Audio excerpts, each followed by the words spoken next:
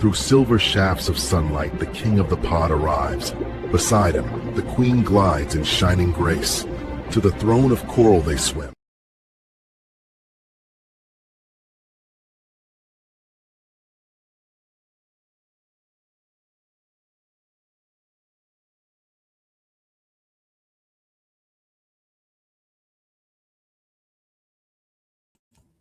Hail to the pod. This is a public service notice. 18 plus only or else.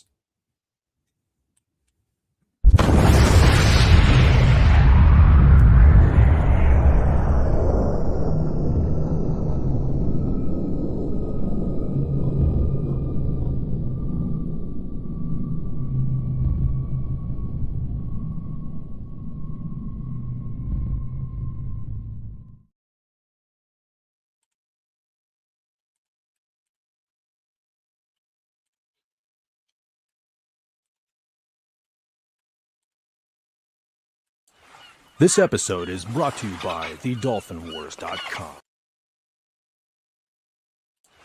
This episode is brought to you by This episode is brought to you by thedolphinwars.com.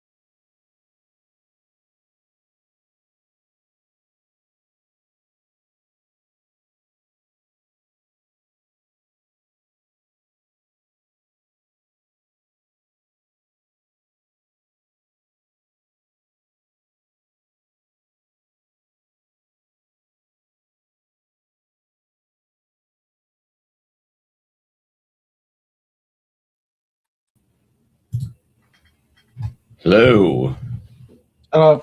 This episode is brought to you by thedolphinwars.com.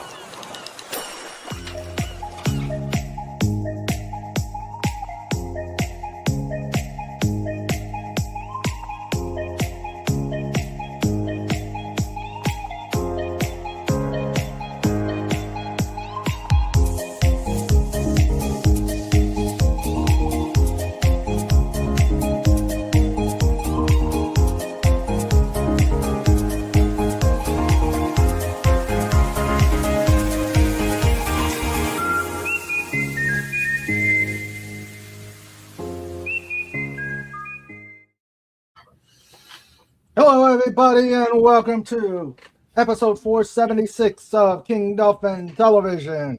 I am Raymond. I am the author of the Dolphin Wars trilogy of books and ruler of the greatest pod on YouTube.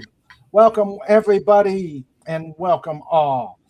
If you like what we are doing here on King Dolphin TV, if you like...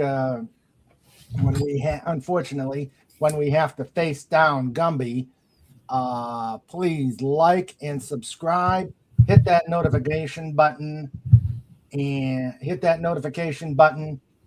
chat and engage, and show everybody that the most wonderful pod on YouTube is right here.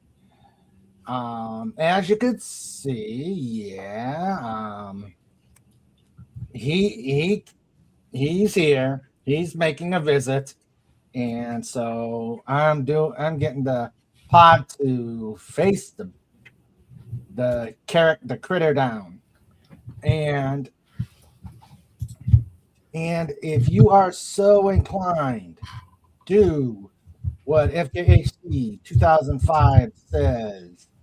Every time you give Snorty and Trike a super chat or super sticker or something at the tip link here, a boom clip will be shown. Boom. So do it and boom. Hey, wait a minute. Well, okay. If you're gonna do a super chat and all it says is boom, I think I can do that. Boom. Yes, I think we could do that.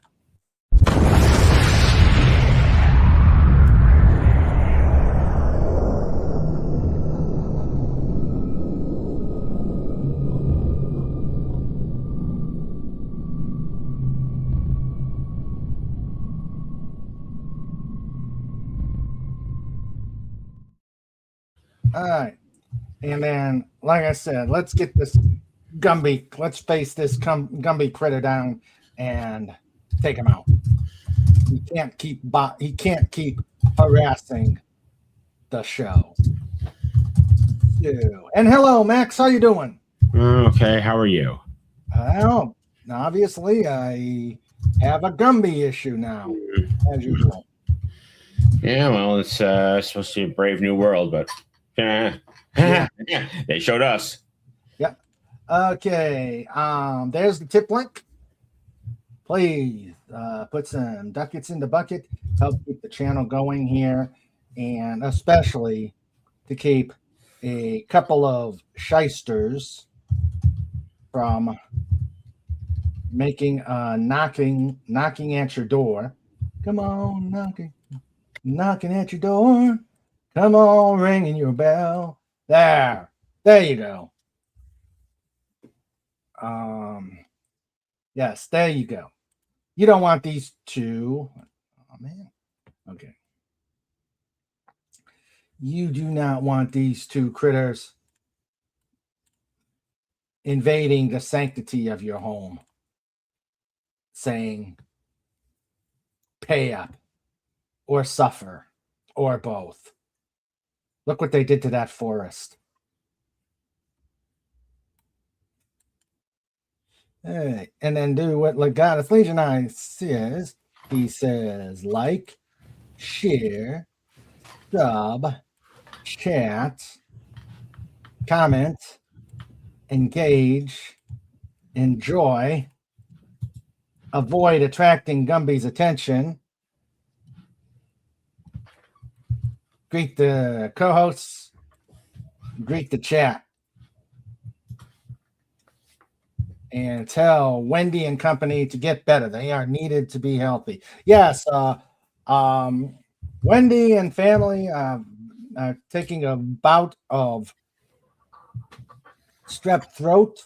So please put a WTW in out there to show that we are thinking of them and we want them to get better.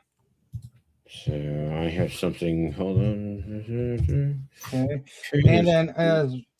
And meanwhile, please put a TF out there and an SF. Sandra, to show that we're hoping that her rehab is getting better. And also Trike. We took him to the vet today, and he's got probably some arthritis, maybe a tear, but hopefully it's something that he can be taken care of with some muscle relaxant. Hopefully that will work. So, yes, please put a SF, TF, and a WTW out there. Okay. Let's see. And Max is going to do that, but I'll show that in a bit. All right. So let's get things rolling with our mandatory shout outs. We've got right now as guests. What's this? SF, TF, WTW, TDF, OFG, dog. What's the TDF? I don't know. It's just spare parts. Oh, spare parts? Okay. Yeah.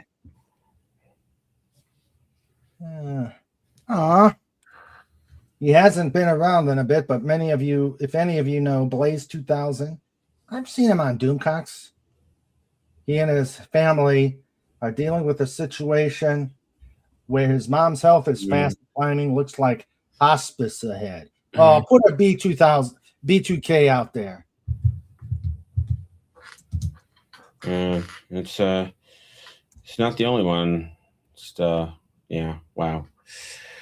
Yeah. A lot of peoples. Hello, Lenrod. Lenrod says, "Hiyo." Well, you know what to do. Come on up. B2, he says B2K. Okay. All right. So right now, the guests are Marcelo Lopez, who let us know about Blaze 2000. We have Wallace Lang. Hello, Wallace. How you doing? And then we've got the Lifeguard Corps, the ones who keep things, how do I say it, safe and relatively less chaotic. Starting with our producer, Sandra, King Dolphin TV in color. Stereo available. I only have a hi-fi. Geek Squad as the tech control. A Sandra Feliciano production with Trike as the director. When he's not terrorizing her. Okay, we got Wendy Webb, trauma warrior, who I'm sure is listening as she's suffering with strep throat. I've only had strep throat once in my life, and that is not fun. No, I had it right after my bar mitzvah. Ugh. I had adult strep throat. I never had it as a kid. Well, it was right after my bar mitzvah, so technically it wasn't. Yeah, adult strep throat. So that is true. Okay, we got FKHC 2005, who earlier said we're not even on. Let's see. He says we're not even on 2 minutes, and Gumby is here. You'll be a Gumby too. Lenrod! Yo. Hey, Lenrod. How's it going? Tired. Huh? Been pooping all day. It's been rough. Oh, dear God. Oh, my. Yeah. Oh. So. An illness? Nah, just pooping. Oh, okay. More like I'm just running on no sleep for the last couple days. Ouch. That's not good. That's normal. Yeah. All right, we got FKHC 2005 here, the meme master, and I'm sure there will be memes. Activate Facebook because I'm sure there's going to be some memes. The Faces book. We got the great Legatus Legionine. I see he's got some jokes out there we'll have to get to. We've got now time. Where is it? Where is it? Share screen. Share screen, anyone? No, it's here. Where Dude, is it? It's going to happen to share with you, Mr. Diamond. I just had. Oh, there he is. Yes. The biggest. The baddest. The hardest working bear on the internet. You know him. You love him. You want to get a bear hug from him.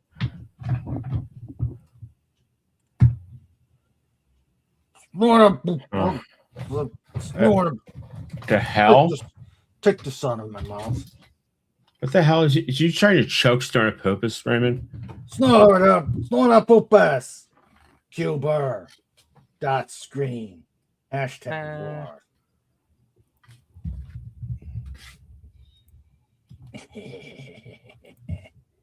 Stretch.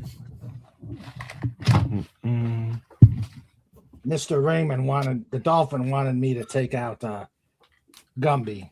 So when he says to do it, I do it.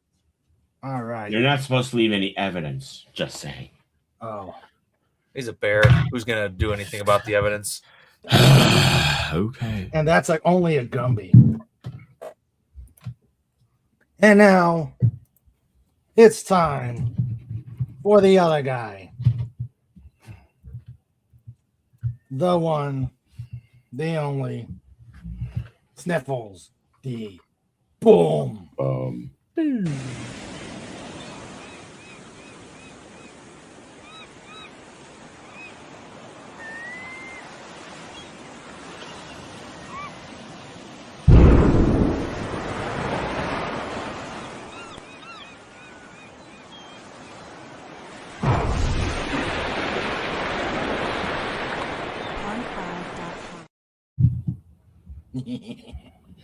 A change of pace. Gotta love those underwater detonations. Next, the hussy, who I have on very good source. The hussy likes Gumby. That figures. Purpose. Cute burr. Yes. Hashtag moi. I do not. All right. Is there a snorter poopus Q-Bert? All right. So now that we've gotten that out of the way, and hello, Crouching Taylor, Hidden Swift. How you doing out there, buddy? All right. Is there a Crouching Taylor hidden? Is there a Crouching Travis? Anyway, I don't know. Stupid. Ask the stupid Taylor. questions. Yeah, questions. All right, and so we will see how things go. Who all decides to come and visit? What is that avatar, Max? What? What is that?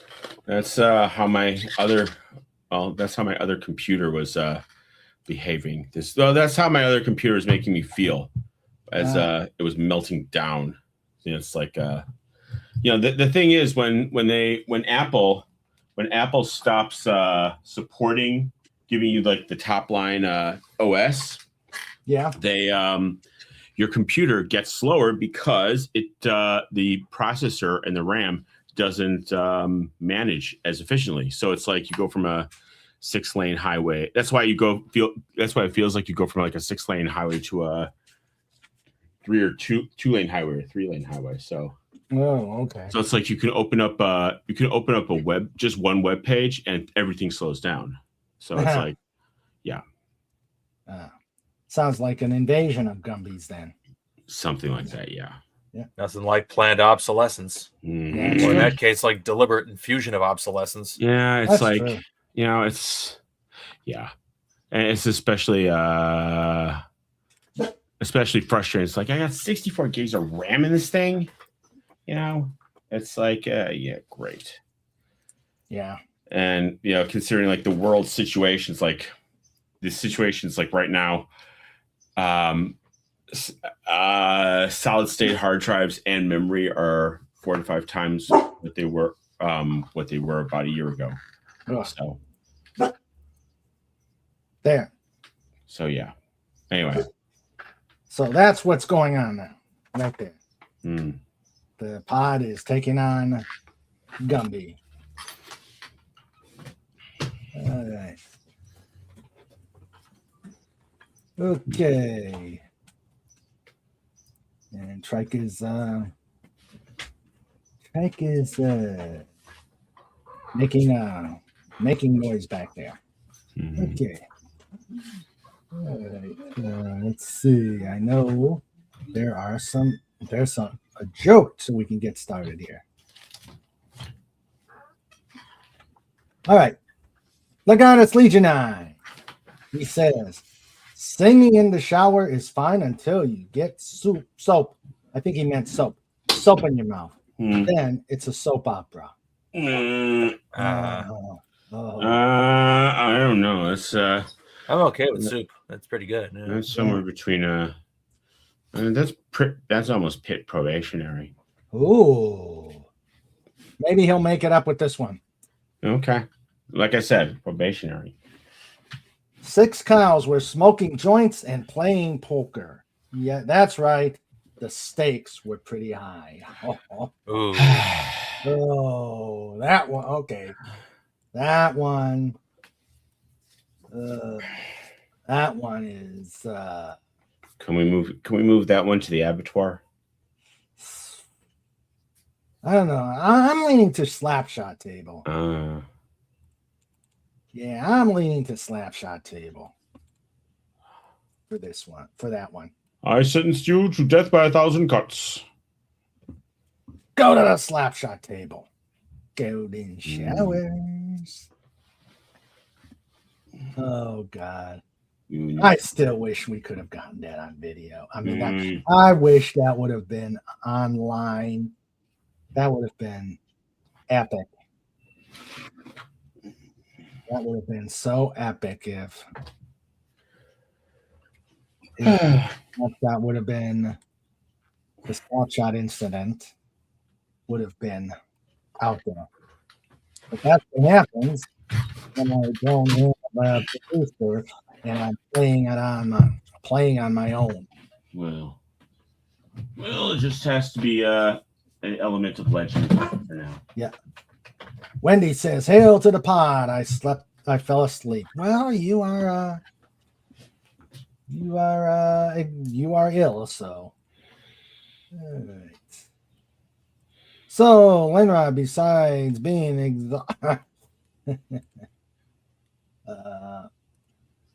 Snort says Snoot Palm. Yeah. Mm-hmm. Yeah. Oh, I've got other jokes too, but unfortunately, because Gumby decided to. Can you get my screen share? Yeah, I'm gonna put it up. I just want to get that thing. I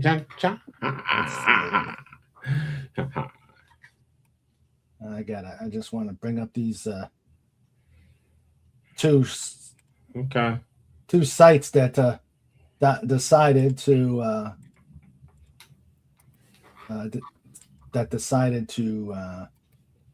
go Gumby on me. Mm-hmm.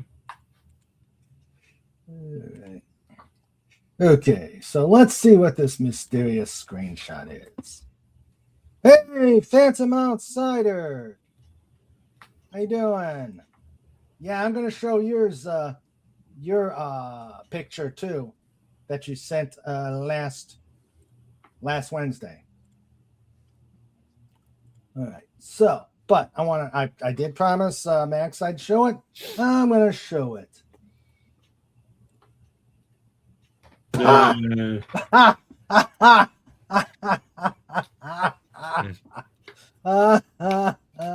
not the tube TVs. No, I didn't even specify. TV. I just said television. They're smashing televisions with Gumby on their screen. So. Oh, that's awesome. That's awesome. Hey, Gary, how you doing? Gary Ambrosia's here.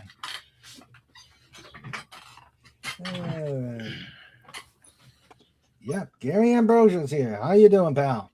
Gary. Yeah. Oh, let's see. Yeah. Well. Yeah. And then there's Fez. He says,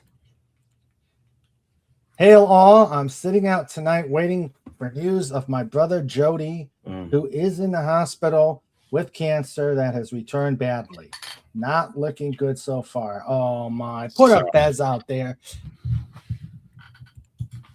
Put a Fez and a Jody out there. And please let's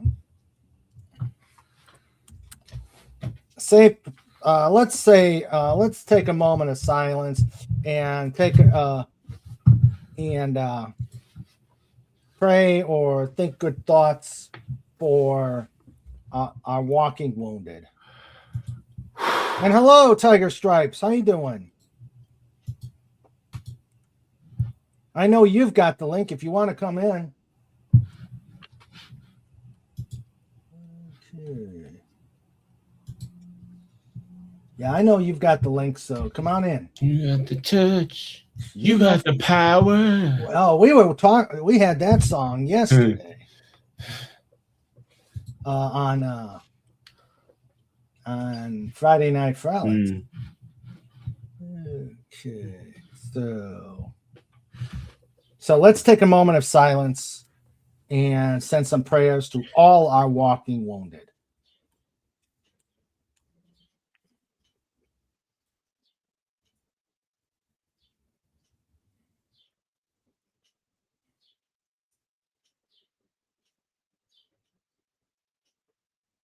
Thank you, everybody. Thank you for indulging. Oh, that is so cool. That is so cool, Max. Brock. Yeah. We need to start putting a kangaroo in there too. Mm-hmm. Yeah, we need to start putting a kangaroo in there too. So let's see. I wonder what it's going to be like when they start like pulling back all the computing power from AI. I don't know. Because eventually, they will. Yeah, that's true. I mean, to generate this image requires about the same amount of energy as it would take to charge my cell phone. Wow. So yeah. And Tiger Stripes is here, and she says, Thez, Lenrod, Snort, Fanning, Wallace. Hey, y'all. King Dolphin TV. Hello, Tiger. Come on up. Let's see. Hello, Tiger Stripes. Come on down. Oh, Snort. Gumby spent some time in the pokey. He was very naughty. Oh. Ouch. Ouch. Oh, that. Yeah. Okay. So I like that picture. I really do. Okay. And then Phantom Outsider sent me something. Let me pull that up. Drop this. Let's see. And has anybody been noticing that Outlook has been really wonky email-wise? Nope. I don't use Outlook. Unless either that or they don't want to talk to me. I don't. Well, wait. I sent you an email. You an email. Yeah. Did you? Oh. Did you get it? All right. Mm-hmm. Because I know I sent something and it's been silent. Yeah. I mean, I've been switching computers, so. Okay. Yeah. Okay. All right. Phantom Outsider sent this. He says this is either a very old Snort or Snort's grandpa or grandma. Or is that Snort El Bay? She's got a hat. It's fine. Yeah, that's true. I like it. Blue weave.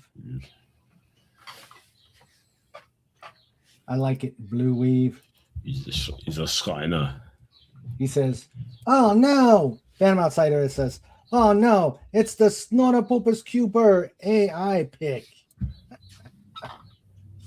I love the specs. Mm. Oh, it's not a hat, it's blue hair. Oh wow. Uh-oh. Oh no. So but those specs make him look so distinguished. You ought to wear that at the next interview with it's a hat. I just see a hat. Snortopoopa says cousin Snort Khan. Mm-hmm. And Fez says, Feza Poopas?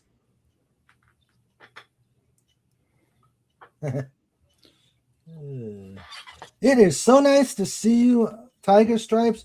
You have been so far away from the channel here. We miss you. So glad you're here, and glad you decided to make a stop here. And with all these with all these walking wounded, including Trike, it's always good to keep our minds to find a little mirth in the where things are going bad for everybody. But yes, I hope Jody, I hope it's a good prognosis for Jody. Tiger Stripe says, always good to hear you, Raymond. Hope all is going well with Sandra's recovery. Yeah, Sandra is still working on it. She's still going through the PT. They actually extended her PT by 2 weeks to try and get it, trying to get the knee to bend to get the range of motion to where it should be. So that's what's going on with the Queen Dolphin. So, and thank you for thinking of her and us, Tiger Stripes. Okay. So. Well, look on the bright side. If it was 100 years ago, they would have had to give her another week to see maybe if they would have to cut it off or not. So there's that. Yeah. Yeah. A century ago, you'd just be dealing with the knee pain for life. Yeah. That's true. Replacement? Where are you gonna go to the hardware store and buy a new knee? Well, I'll tell you what, it definitely looked like it when they showed us what was going in. I'm like, whoa.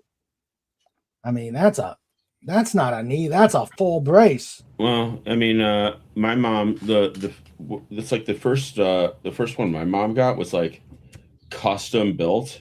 Yeah. And it's like you have to have this installed within like a week after they 3D print it, or they won't put it in. Oh. So but it was it was like the easiest of all the surgery she ever had. Yeah, hers was good, except for then complications after post anesthesia. One of my coworkers, she had it done, and she's actually got one with a chip in there. I guess they want to get some data on it, so they actually put a microchip in hers. Interesting. Yeah. Interesting. Yeah, very interesting. Phantom Outsider says, allegedly, when people, especially in Florida, get old, they have blue-haired old ladies / burrs.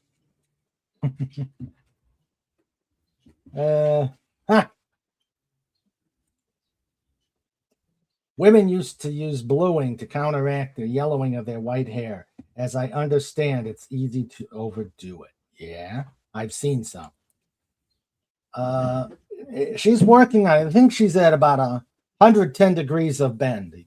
They actually want to get it to 120. And all the way to 180, swipping inside and out. I would like to see that. It's a robot leg. You can go anywhere. Yeah. As sweep the leg. Yeah. As Fett says, the bionic.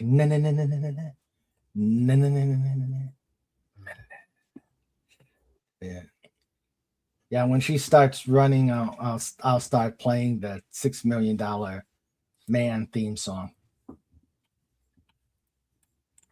Okay. So what you do is you just start playing it. No, and she'll come after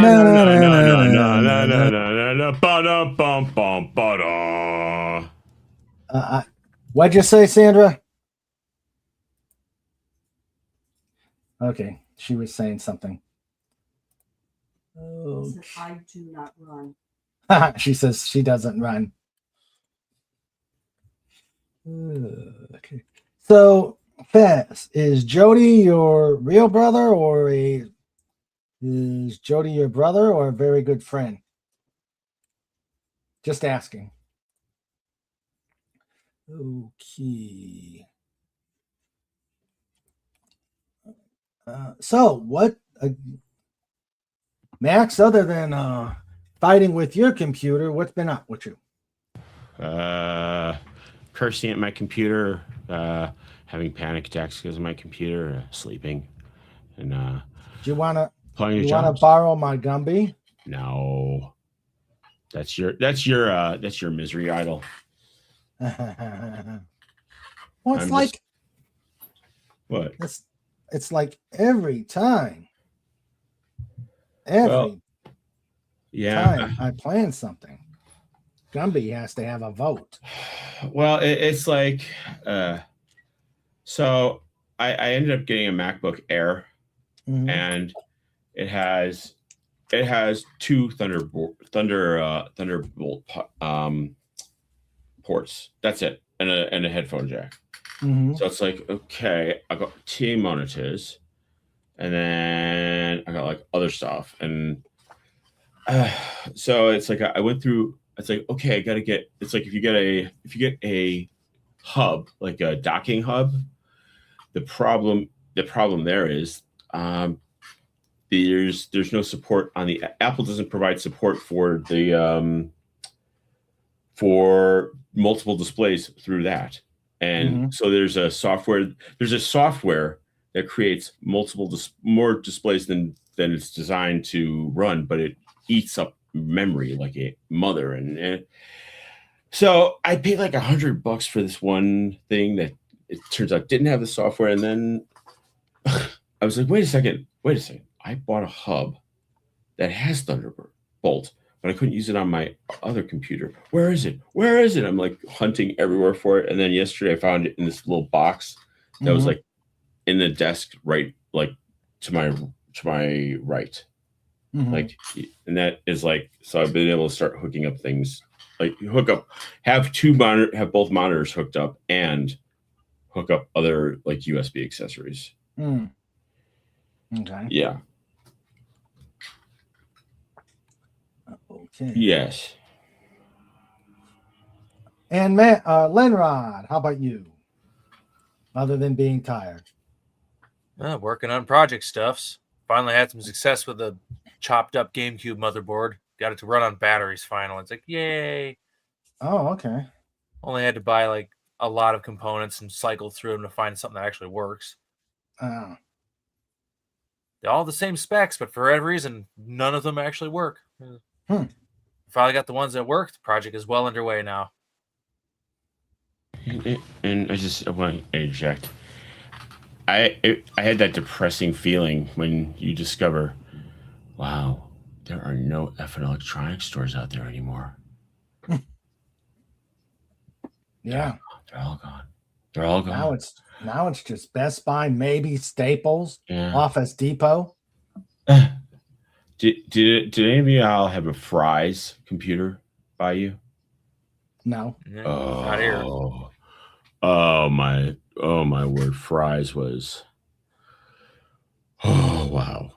It was like a Radio Shack with it was like a Radio Shack with a Montgomery Ward, but it would only have the like anything that was technology or machinery related.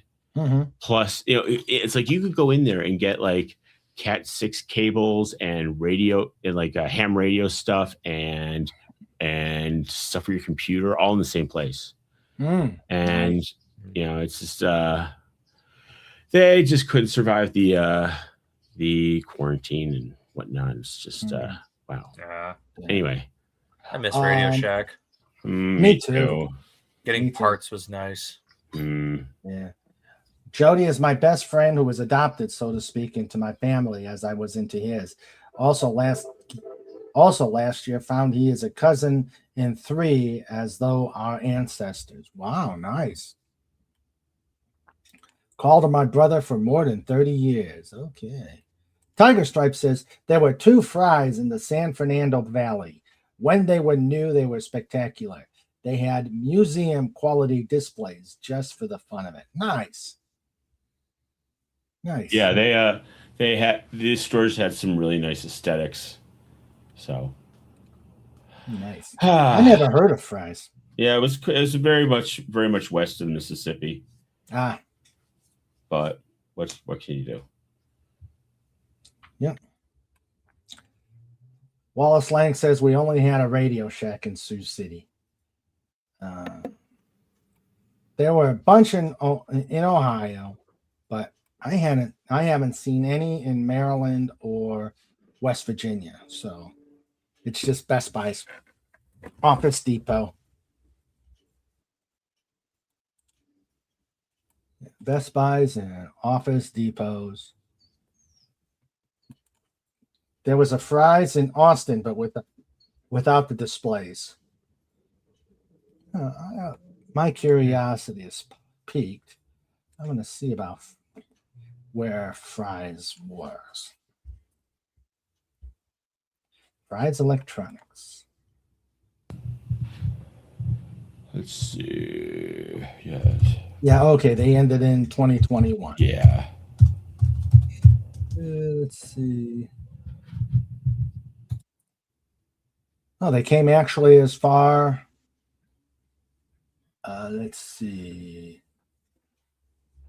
California, Texas, Arizona, Georgia, and then one in Illinois, Indiana, Nevada, Oregon, and Washington.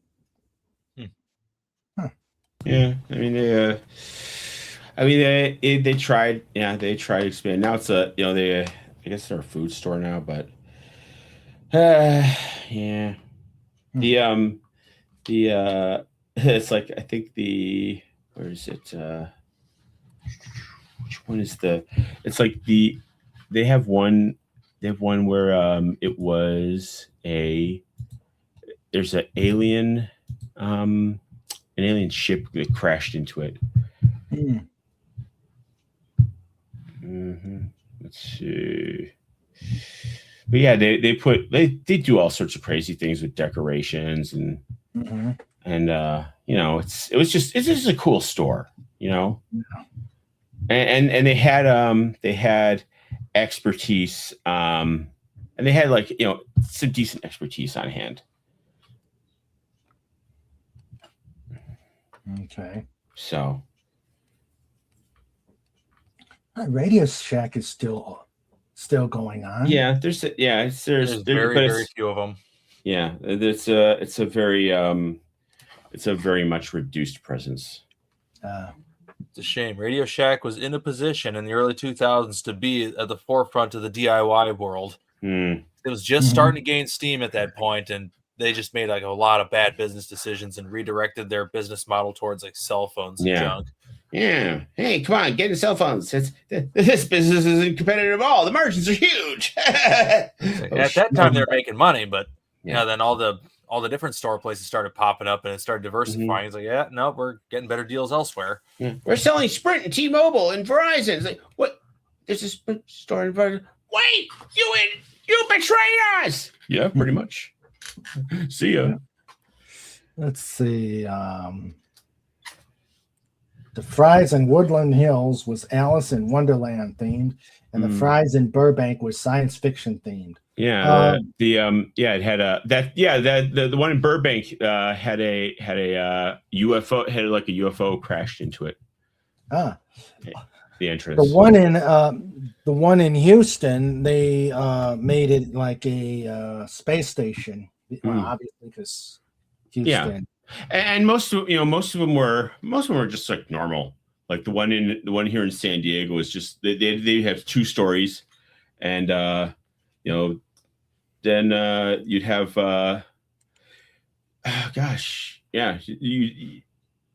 it's just a lot of fun to go to, and they had a lot of merchandise and a lot of customer service. Nice. Yeah. What we have now in Sioux City is one Best Buy, one Staples, and one local home electronics. Yeah. Yeah. Best You Buy. have a Taco John's in Sioux City, Wallace. Word was that their mother's name was Alice, though that might have just been a rumor.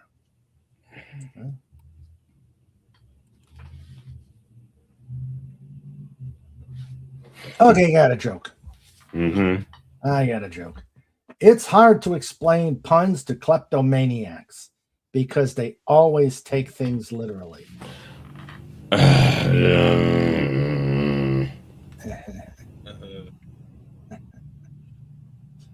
Boris Spassky was once asked by a reporter, which do you prefer, chess or sex? Spassky replies, it very much depends on the position. No, wait, hold on. Russian accent. It very much depends on the position. It very much depends on the position. Yeah. I believe you should spend some time in the pit in Siberia for that. Yeah. I'm a linguist, so I like ambiguity. More than most people. Oh. Okay.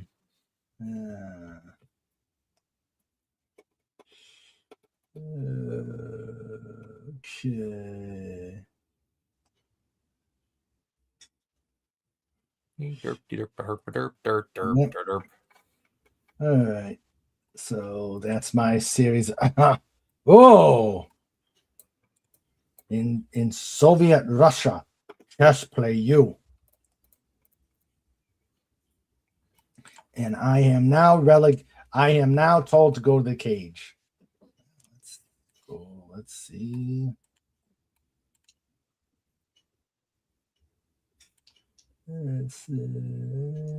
You will go to the deepest, darkest dungeon in the known universe. Take him to Detroit.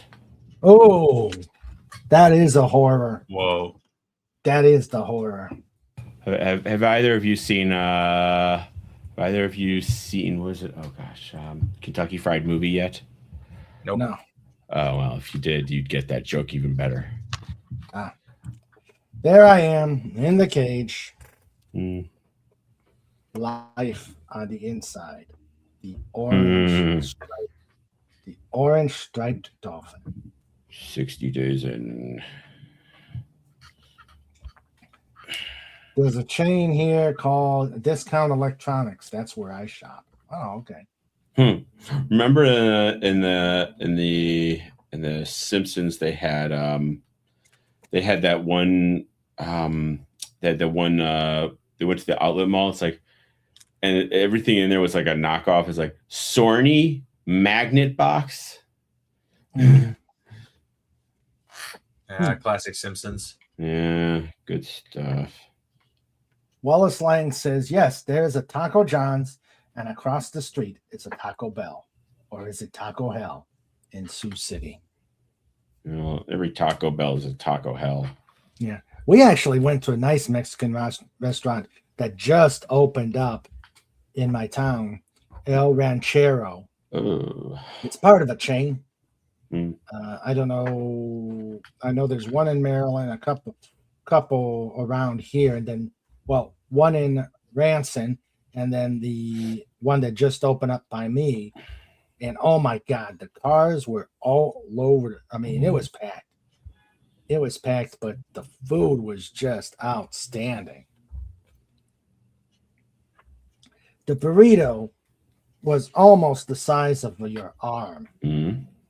That's a proper burrito right there. Yeah. Yeah, it was a steak and chicken burrito. And then Sandra had, what was yours? What did you have last night? Oh, she had a roast con pollo. Actually, Raymond, can you please send us the measurements of your arm just so we are sure of the proportions? Thank you. I'd be, yes. Yeah, I'd be happy to. 35-inch bicep. Yeah, but oh my God, the food was great. Nice. Yeah. You know what? I just despise Taco Bell now because it's like I was with a friend and she was having a bad day and like, you know, let's F it, we'll go to Taco Bell, get something. It's like, so we went and got she's like, yeah. I said, what do you want? And she said, I want the chalupa meal. So it's like two chalupas and a taco and a drink. How much do you think that costs? Too much. $20. Like $14.88. And the worst part is, it's like I pull up and there's like, are you going to be using your app for the phone to order? I'm like, no, I'm going to be using my mouth and cash. So I was like, give me the chalupa and this drink, and then I heard this muffled voice like, it's like, yeah, sure, I'm coming around. So I pull out my credit card and it says, she said it's $14.88. I heard that. So then I go up and this amount is 15. I'm like, excuse me. She said it was $14.88. It's like, well, I asked you if you wanted to round up to donate for charity. I'm like, No. oh my, you know what?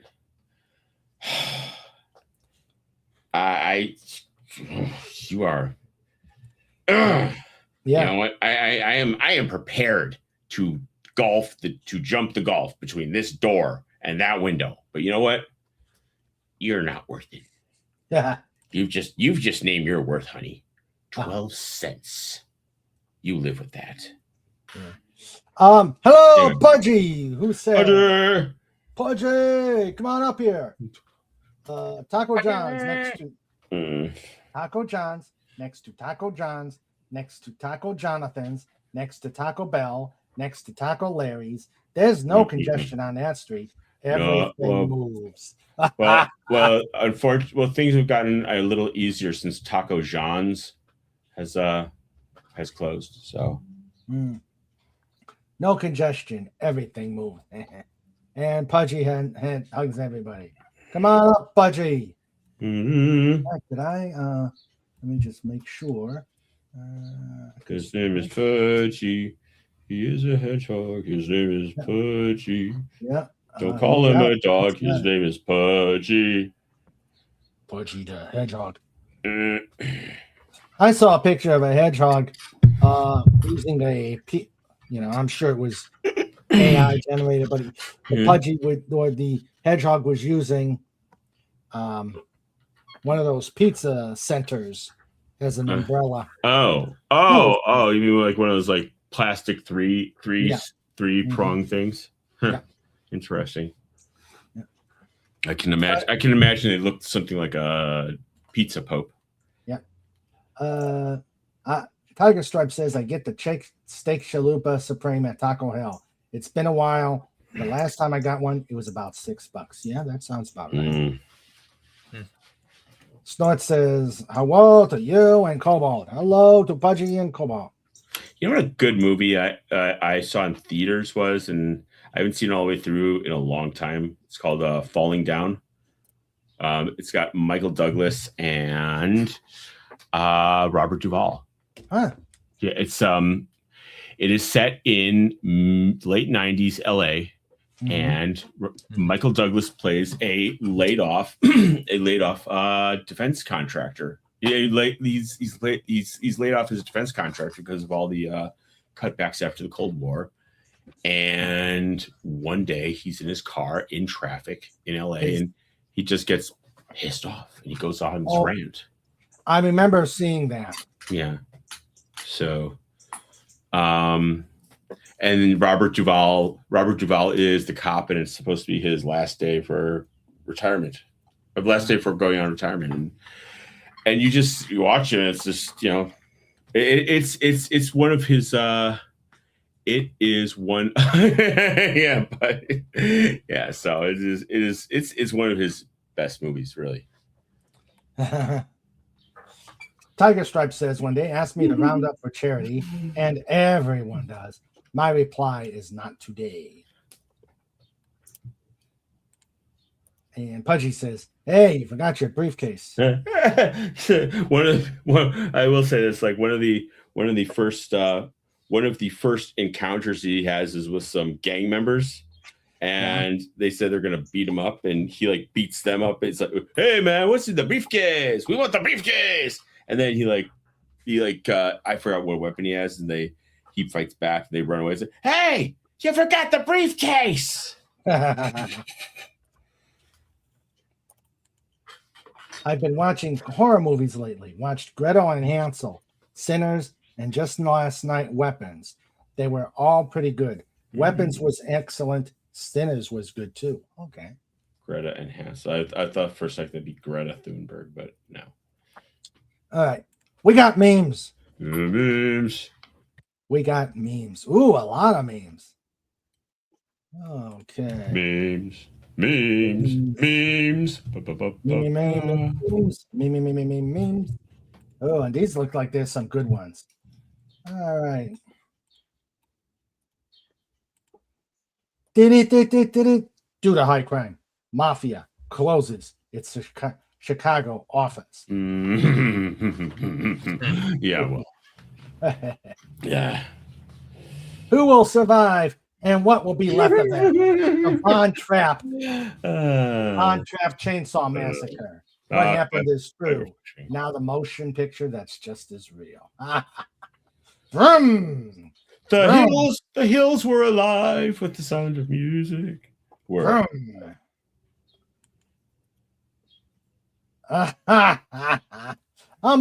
I am here to kick ass and chew carrots, and I'm all out of carrots.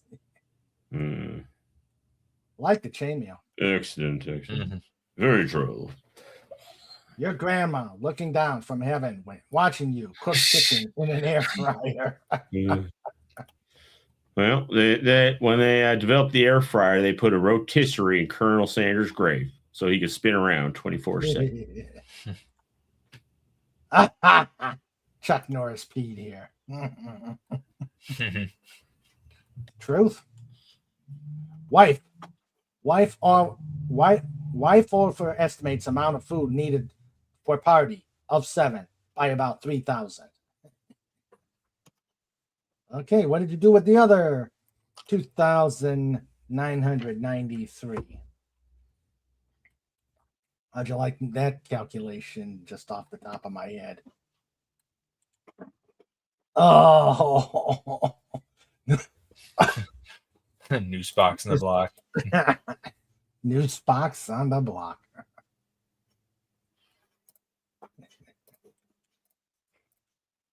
Report.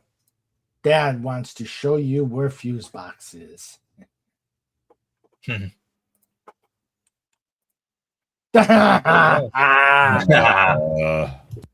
my baby. Hello, my darling. Hello, my ragtime gal. Captain, I think, is trying to communicate with us. Mr. Spock, it's a song. Highly illogical. Genghis Khan. Genghis Khan, realizing that one day he'd be portrayed by a white dude from Iowa. Well, that movie killed everyone. He's being portrayed by the Duke. Yeah. Do you know that I actually have an interesting fact concerning Genghis Khan? Let's see if I can find it. Interesting facts. All right, let's see. I know I got it here. Let's see. Yeah.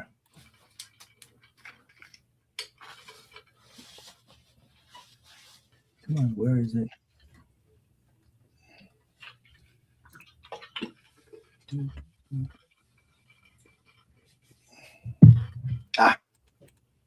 Does it have to do with genealogy? Huh? Does it have to do with genealogy? No. Blue butts? From history facts, Genghis Khan was the leader's title, not his name. Let's pull it up. The mighty conqueror Genghis Khan is one of history's most formidable world leaders, but his legacy is far better known than his actual name. He was born to a ruling Mongol family and was given the name, I'm going to massacre this, Temujin, which means eye of iron or blacksmith in the Mongolian language. Temujin was sent to exile with his mother and siblings when he was 9 years old after his father was poisoned by political enemies. Despite living in poverty and even a brief enslavement, he clawed his way back into power by killing leaders of rival tribes and gathering allies. In his early 20s, he emerged as a tribal leader with a large, loyal army. In 1206, when Temujin was in his late 30s to mid 40s, his birth year is the subject of debate. He gathered leaders, the ones he hadn't killed, from all over the Mongolian steppe to unite them into one nation, ready to conquer neighboring lands. At this assembly, called a Kurultai, he was given the title of Genghis Khan. Khan is the Mongolian word for leader or ruler, although its use spread more widely in the following centuries. Khan! Genghis, also spelled Chinggis, Chinggis, is usually translated as universal, although it could have also meant ocean or just. While he had risen to power as Temujin, the leader built his empire as Genghis Khan. By his death in 1227, the Mongol Empire reached north to Siberia, south to Tibet, west to the Caspian Sea, and east to the China Sea. His children and grandchildren, including the famed ruler Kublai Khan, went on to grow the territory to about 9 million square miles, making it what is still the largest contiguous land empire in history. Genghis Khan's immediate successor, Oroday, used the title Kagan, meaning Great Khan. Okay.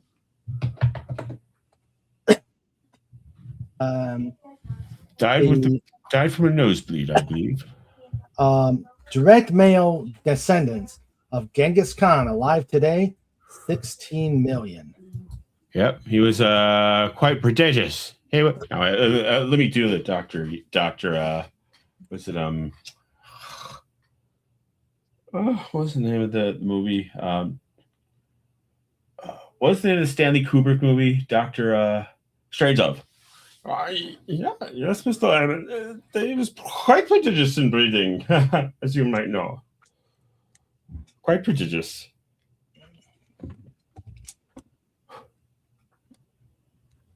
Let's see. Nothing.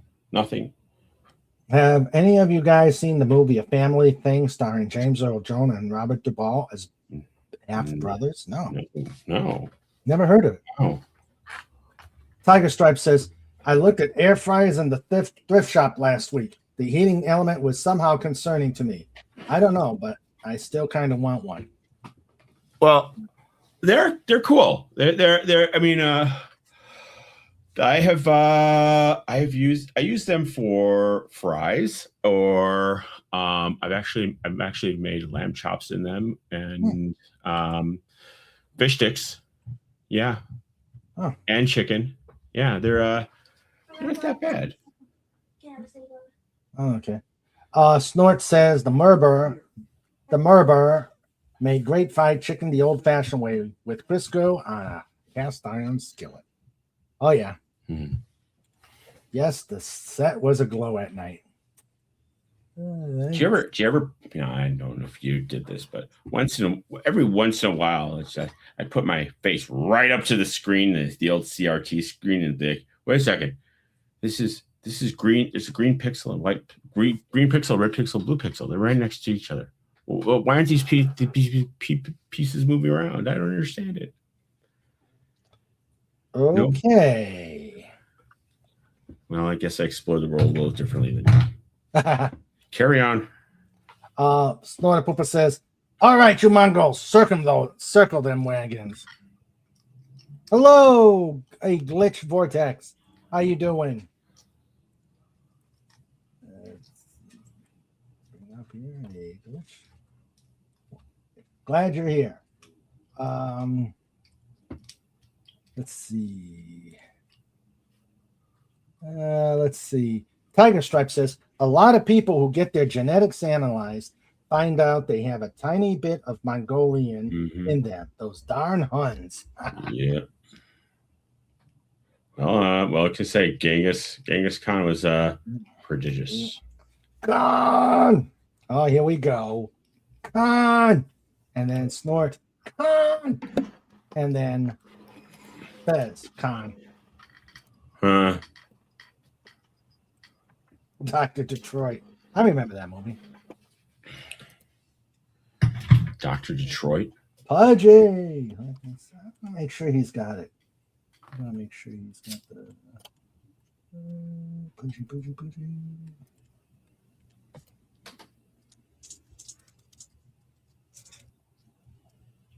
Okay. Let's see.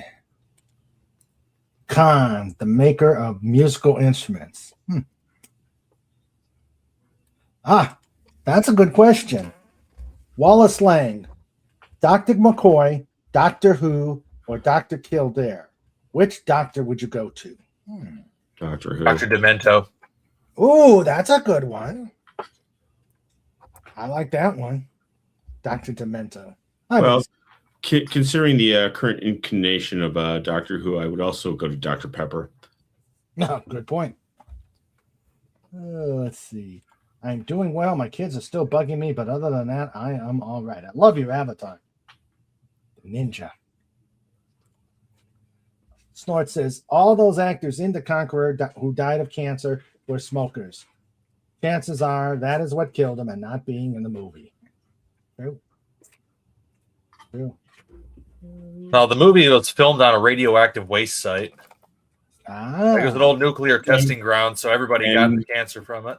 And they did transfer the exact same stand into the set for reshoots. Contamination, ain't it rad? Contamination, it's so sad when you get poisoned from.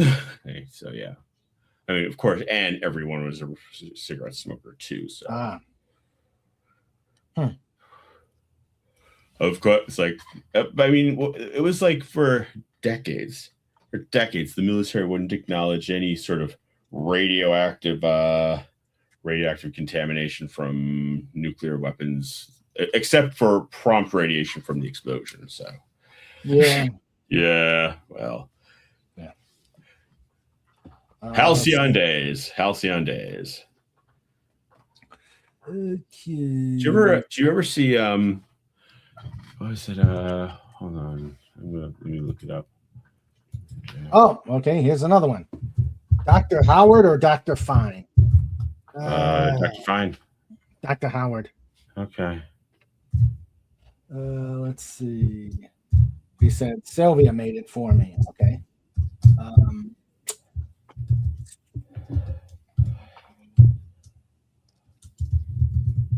And FKHC is back. I personally choose to go to Dr. Demento for healing of my humor. Good point. Okay.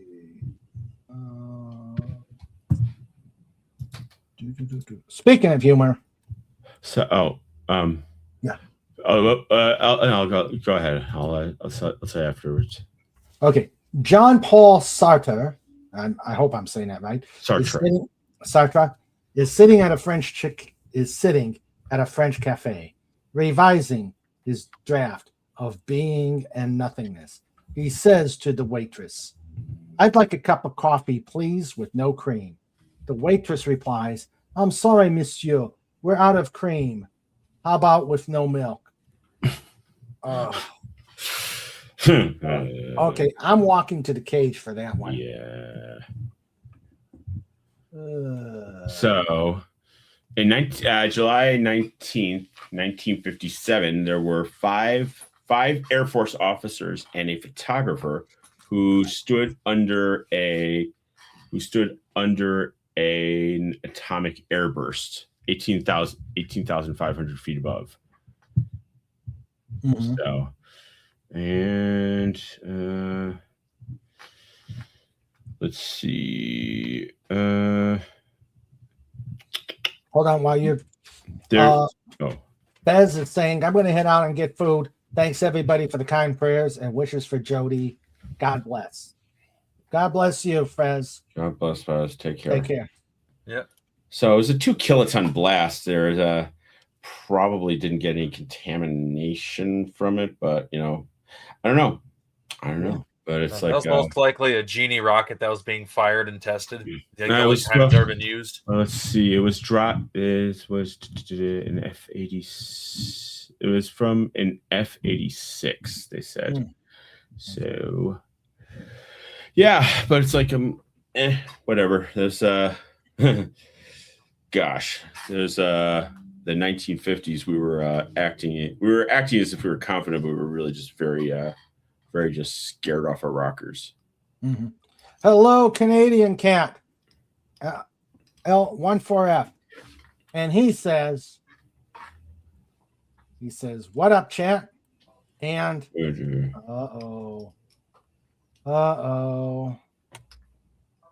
boom.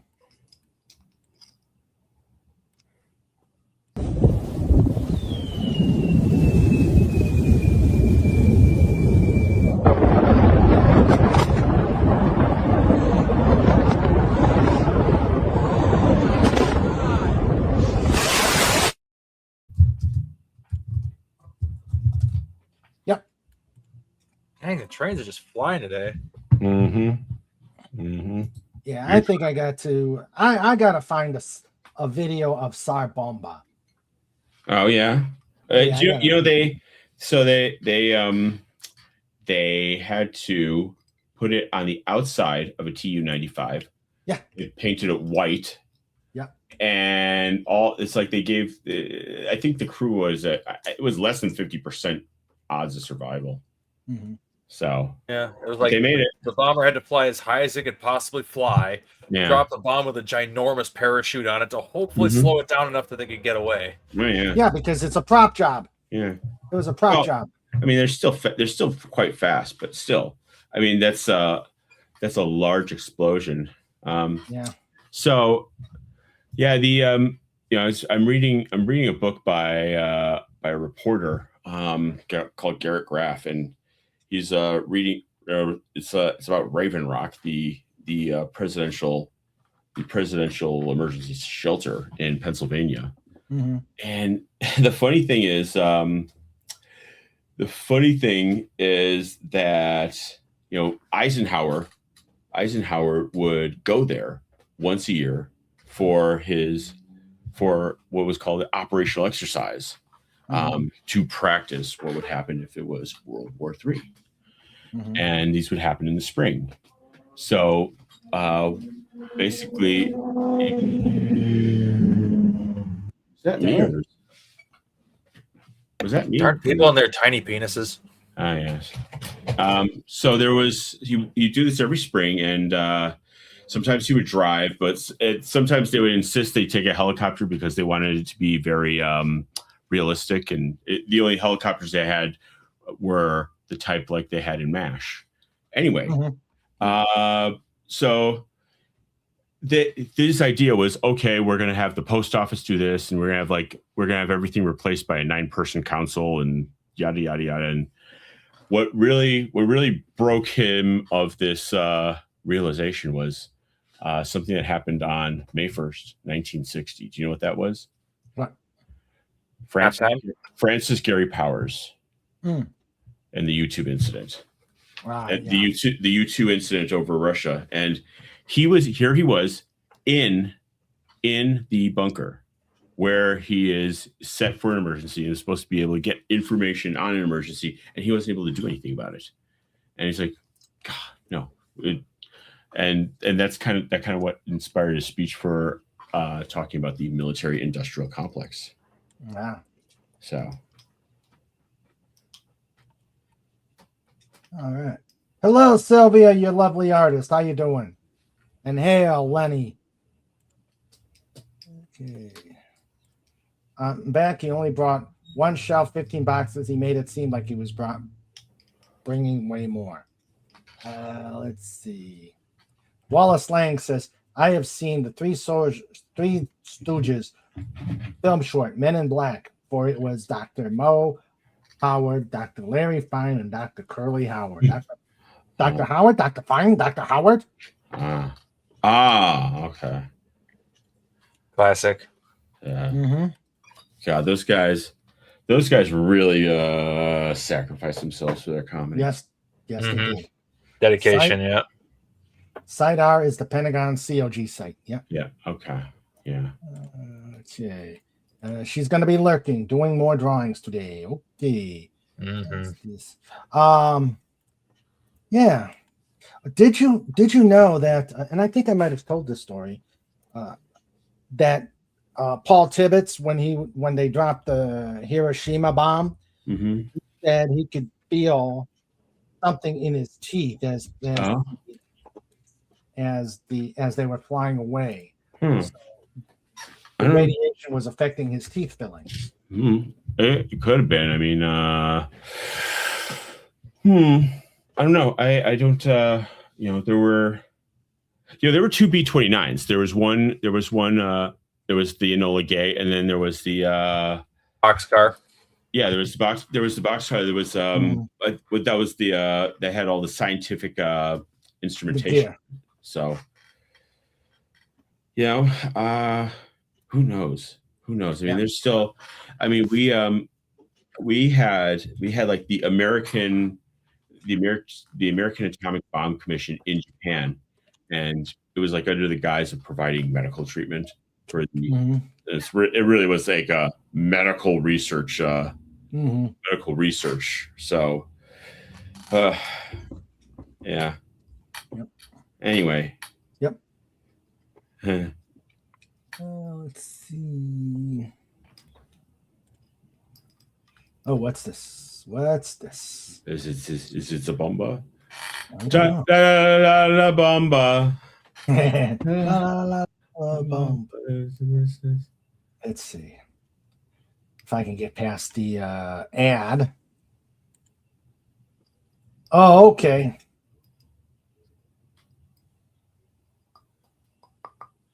Let's see. And then there's that Castle Bravo. Instead of instead of lithium-6 as the moderator, they tried to put in clean burning propane. It did not have the intended effect. Okay. Propane.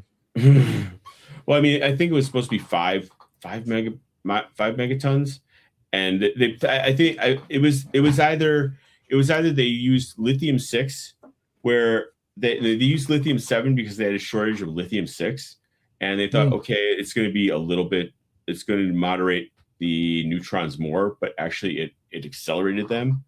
So that's why it was 15.4 megatons instead of 5. No, the idea of the tamper is to extend the duration of the reaction by holding it in longer. Yeah.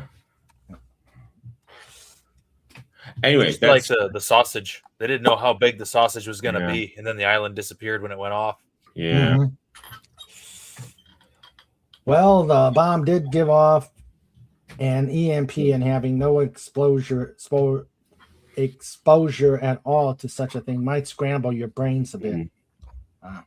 Yeah, I mean, if he had metal fillings, they could have buzzed him a bit. Yeah. Come to think of it, so. Wallace Lang says, I believe that early microwave ovens, after so many years, have a problem with potential radiation leaks. Okay. As long as the Faraday cage is intact, there you don't have to worry about radiation. It's just radio waves. Yeah. FKHC says Trinity and Beyond is a good film and is narrated by William Shatner. Oh, I did not know that. As an aside, did you guys ever see in the 90s the show on I think it was on CBS, Rescue 911? Yes. Oh, wasn't that the great? It's like, if you're a Star Trek fan, it's like he didn't do anything. He just sat there. It's like, this is what happened. This is what happened with his family. And they only had a minute. Call 911. Let's take a look. Yeah, I remember that show. Rescue 911. 911. Okay. Anyway. What does the B in Benoit B. Mandelbrot stand for? Bacon. No. Mandelbrot? No. It stands for Benoit B. Mandelbrot. Okay, I'm going to the pit on that one. The hell? Yeah, go to the pit for being stupid and wasting our time, man. Yeah. That's Mandelbread. You know, what kind of Jew are you? Stupid. Hey. Don't call the host stupid. I ain't going to. Is it soapalistic in here? No, I'm not going to tell this joke. If I can't understand the words, I'm not going to tell the joke. But here's one. Did you hear about the jurisprudent fetishist? Did you hear about the jurisprudent fetishist? No, I did not hear about the jurisprudent. Tell me. He got off on a technicality. Got off on technicality. Yeah. Hold on. I'm going to go rent a brain cell. I'll come back and you'll tell me that joke again. Pudgy!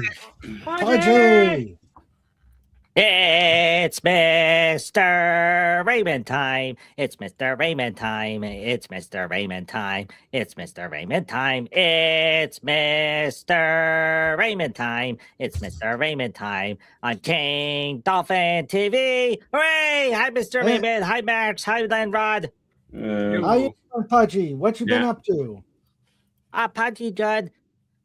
Now, Pudgy, you left out Sandra. Some people might say that you're a bit of a misogynist. I wouldn't, but some people might. Pudgy doesn't know what that word means. So, hi, Sandra.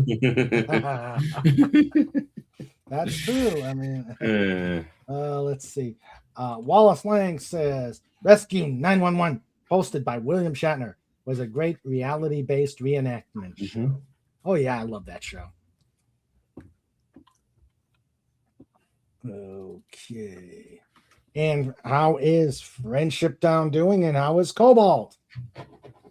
Cobalt's doing good. He's up in the tree right now. And Friendship Town's doing good. All right. Yeah, but for those of you that are on Twitter, you may have noticed that Pudgy's been a little bit quiet lately. Okay. Well, the reason why is that Pudgy has been doing a research project. Ooh. Oh. Yeah, and Pudgy now has information to report to the pod. Okay. Okay. Okay, so Pudgy noticed, especially because Mr. Elon Man has been making all sorts of changes to Twitter, so it doesn't work the way it used to. Basically, he wants you to pay to get the blue check. So everyone that pays to get the blue check is supposed to do better than someone that has a free account like Pudgy does. So, but then Pudgy knows some people that Pudgy friends that have the blue check, they're not necessarily doing that good unless they pay for the better blue check or the really better blue check. There's different levels to the Twitter subscription. So Pudgy's Twitter was capped out at 18 views per tweet. So every time Pudgy sent out a message, only 18 people saw it of Pudgy's 870 followers. Now, way back in the day, when Twitter was not owned by Mr. Elon Man, Pudgy had 200 followers. 200 followers would see Pudgy's tweet. That's the reason why Pudgy follows people, so Pudgy could see other people's tweets. And people would follow Pudgy to see and talk to Pudgy. Well, it doesn't work that way anymore. So only 18 out of 870 ever see Pudgy's tweets. And so Pudgy would comment on other things. And there'd be a big time streamer type person, or like a Doomcock. Doomcock's a big time streamer person. But Pudgy would comment on Doomcock thing, and then it would be 18 views. So no matter what Pudgy did, the maximum was always 18. And Pudgy's like, what the heck is going on? Mm-hmm. So Pudgy started to delete tweets. And that's what Pudgy's been doing for the last couple weeks. Slowly but surely, Pudgy has been deleting all of Pudgy's old tweets because as Pudgy started to delete tweets, the views on the Pudgy tweets that remained up went up. So as Pudgy continued to delete tweets, the view count started to skyrocket. Oh, that's shady. So in order for now here's the thing, everybody. There's services that you can pay, and then you have to give them your account credentials, which Pudgy really doesn't trust. So Pudgy's been doing it manually. So every day, Pudgy just gets a cup of hot tea and a cookie or a muffin, and just goes delete, delete, delete. And it's been taking Pudgy a long time, really long time, because Pudgy. When Pudgy started, Pudgy had like 12,300 tweets. Because Pudgy's been using the service since for 6 years.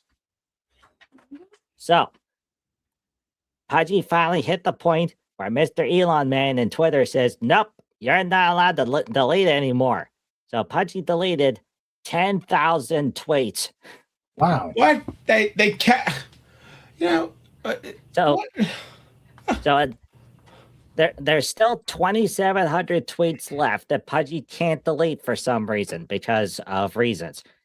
Now, this is not the first time this has happened to Pudgy, because when Pudgy hit the 8,000 mark, all of a sudden all the old tweets went away, and then they went away for like about a week or so before Pudgy could see the old stuff again.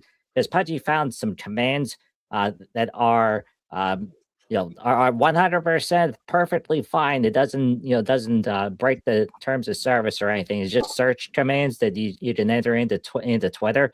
So, so Pudgy deleted 10,000 tweets, and the one tweet that Pudgy left up, which was the thank you to the nice art person that helped Pudgy with the new model. Pudgy went from 119 total views to 1,100 views. Wow. So that represents a 900% increase on visibility. And all it took was, 3 weeks of manual deletion of 10,000 tweets. So, wow. Pudgy saw there's a screenshot that's been floating around that said that there's a maximum of 50 tweets per day. Pudgy doesn't think it's 50. Pudgy thinks it's 50 max tweets completely. The total number is 50, and as soon as you hit that 50 threshold, then Twitter deboosts you, forcing you to buy the blue check. So, devious. Yes. So this is the outcome of Pudgy's findings. So now, if you want to increase your view count on Twitter without paying for Twitter Blue, then you're going to have to start getting busy deleting stuff. How do you delete? Well, whenever you go to your tweet, there's those 3 little dots in the upper right-hand corner of the individual tweet. Yeah, the hamburger menu. And then there's an option to delete. Okay. So you just have to repeat that 12,000 times. Oh, yep. I bet your pauser have lost a little length. Yeah, that definitely happened. And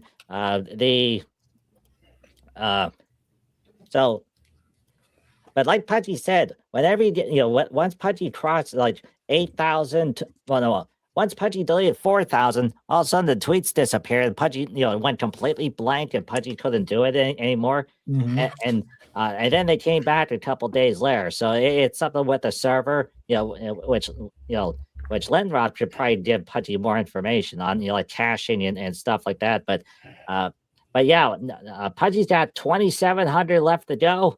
and is trying to figure out how to access them so that Pudgy can delete them to get under the 50 cap. Wow. That's scandalous. So Yeah, if you guys want to save $96 a year, just delete everything and don't go over 50. What were you going to say, Lenron? I'm gonna say it makes sense with the price of server runnings these days. Yeah. Oh, and another thing, let Pudgy get the soapbox out. Okay. Oh Did you hear what Facebook is gonna do? What? no. Okay, for those of you that don't know, coming soon, as in like in a couple weeks, Facebook is going to start selling premium subscription services. So what does that mean? So basically, there's going to be like Facebook Plus, which is going to be $3.99 per month, and it's that same thing as Twitter Blue. So basically, they're going to deboost your Facebook account unless you pay for this $3.99 service. And then there's a WhatsApp Plus, and then Instagram Plus, and the Instagram Plus is the one that Pudgy is really sort of concerned about because Pudgy uses Instagram, but Pudgy doesn't really know how to use Instagram, so it's just basically to look at stuff. Mm-hmm.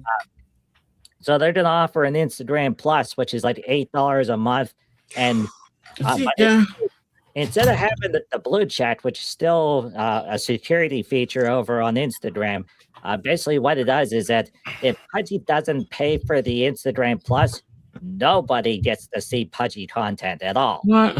Oh man. So you're going to have to pay the $8 so that people can see your Instagram stuff. But on the plus side, it does say that you get much more server capacity, and you can put longer form content videos, and you'll be able to stream to Instagram. And Pudgy's like, you know what? Pudgy just didn't delete the service. Just Pudgy doesn't know how to use it anyway. I don't have Instagram. Well, this is the way now, because all of the that servers, that those data centers and server spaces, it's costing money. And wow. With billions of users running it, it's costing a lot. Yeah, and the other thing is, because Twitter has been able to do this, now all the other services are like, well, Twitter's doing it, so that means we could do it too. Yeah, it's like when bag fees on airlines. Well, it's like with airlines. It's like if one does a thing where they screw the customers and they get away with it, they all do it. Yeah. Speaking of airports, okay. Now, Pudgy knows Mr. Raymond is used to work for Spirit Airlines, and there was a Spirit news that popped up a couple of days ago. So it's a did you see? But also Pudgy has a question to Mr. Raymond. Yeah. All right. So the news story said that Spirit had 3 slots at LaGuardia Airport, and they're trying to sell them for $78 million. Now, Pudgy remembers from a Civil Air Patrol show that you did, where the one person said that you have to pay to land at airports. So Can you give Pudgy more information on this?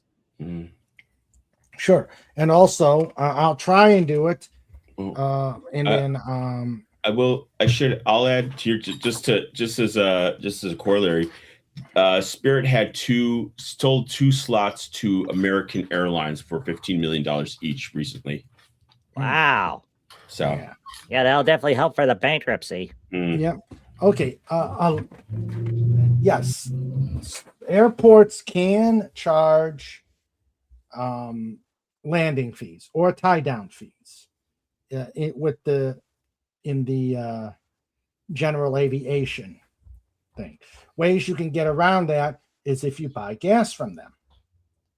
And Sandra, correct me if I'm wrong, but they can do it. And again, they can get away with that if they buy fuel from that airport. They don't have to pay. Some of them don't care if you buy fuel. Oh, Sandra says some of them don't care if you buy fuel or not. They will still charge you the fees. And usually what it is, again, usually what it is they will either bill you or you come in and they will you got to pay the fee at the FBO, fixed based operator. Oh, okay. Now, because Pudgy was watching another video from some other amateur pilots, and they flew into LaGuardia, and the tower was talking to him, and the guy said, "Yeah, it cost us $55 to land," and the girlfriend's like, "What?" Whoa. Yeah. Well, yeah. I mean, in terms of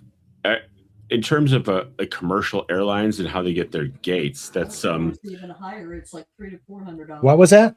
Baltimore's even higher. It's like $300 to $400. Sandra says that Baltimore is even higher, about $300 to $400. And what with the new transponder system that the FAA has mandated that all airplanes have, it's called ADS-B. And don't ask me what the things don't ask me what that means, but the S stands for snortopopus. It gets 3 cents out of every transponder. So what they do, that stands for automatic dependent surveillance broadcast. Thank you. Drones have to have it too. Yeah. So what they will do, and these are shenanigans, is they can use the airports can use that broadcast data, and even if you just fly an approach to the airport and don't even land or do a touch and go, land and then take off, they have been reported to take that data, find out who you are, and mail you a bill. Wow. I mean, you don't even land and tie down at the tarmac, and you're still getting a bill. Oh boy. Yeah. And the alphabet organizations are trying to get that shot down. Am I right on that, Sandra? Hey, Cowball, Pudgy has a great idea to make $12. People that are doing shenanigans with it. What was that, huh? ADS-B is supposed to be for safety only. Not. And there's a lot of states that are making the landing fees because of it illegal, because it's not meant for that. So the FAA is getting involved. Okay. So Sandra says there are some, yes, the shenanigans are happening. The states are, the system's meant for safety, as you can hear Sandra say. It's meant for safety. But people, it's, they're using technology to line their pockets. So they're going to start, the FAA is getting involved in that. Okay. So all Pudgy has to do is clear out a space here at Friendship Town, and then we can start charging $12 per airplane. Yeah. Or more. Oh no, Pudgy would cap it at $12. And can you imagine all the other big commercial airliners? Like, there's this little place outside the lanes over what's known as Pittsburgh, and they're only charging $12. And then a whole bunch of angry beavers show up, and they're like, "Pudgy, you've undercut the airport by 200%. We want to have a word with you. And by the way, we've got legal counsel." And then the dialects show up and like, "Pudgy, no. we are back again because you're out of compliance." So that's the reason why Pudgy shouldn't probably do this.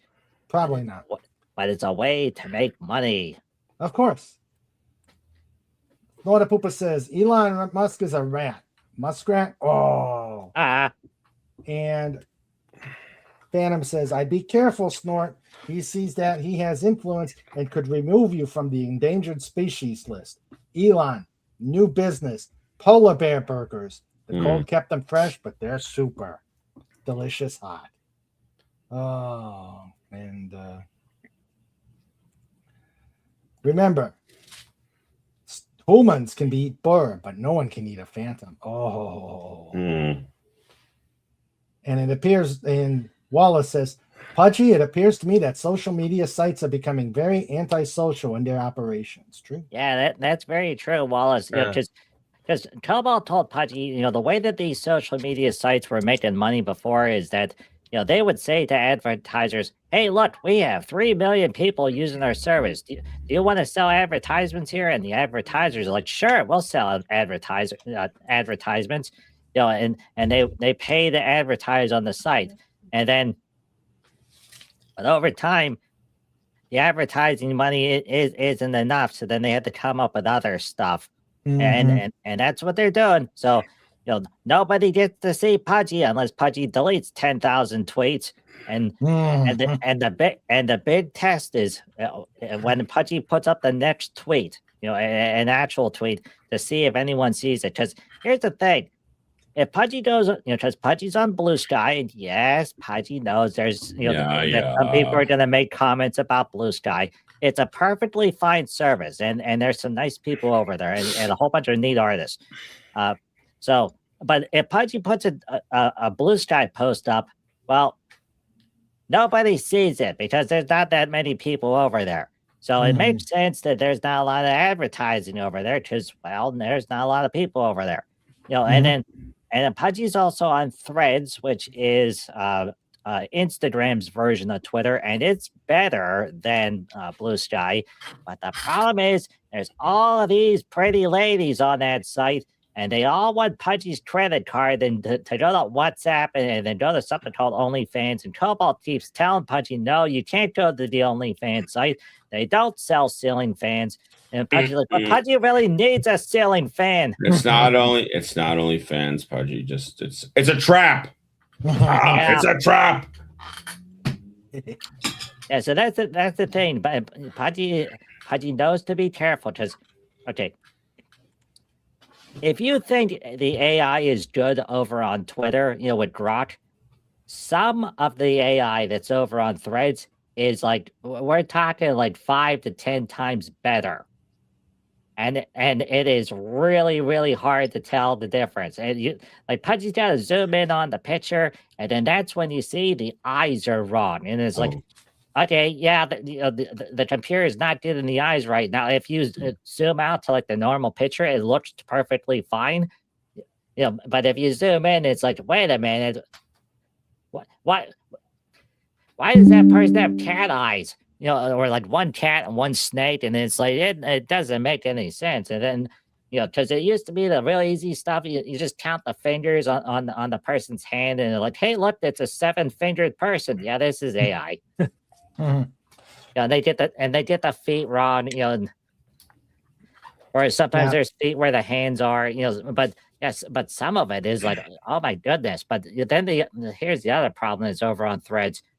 It'll be the same picture of the pretty lady, and she'll have 17 Threads accounts. Because they just keep making new ones over and over, and because the AI system over there, they catch it, they ban it, and then 17 pop up. You know, so and they're all pointed to the same Instagram account, and Pudgy's like, whoa. Yeah.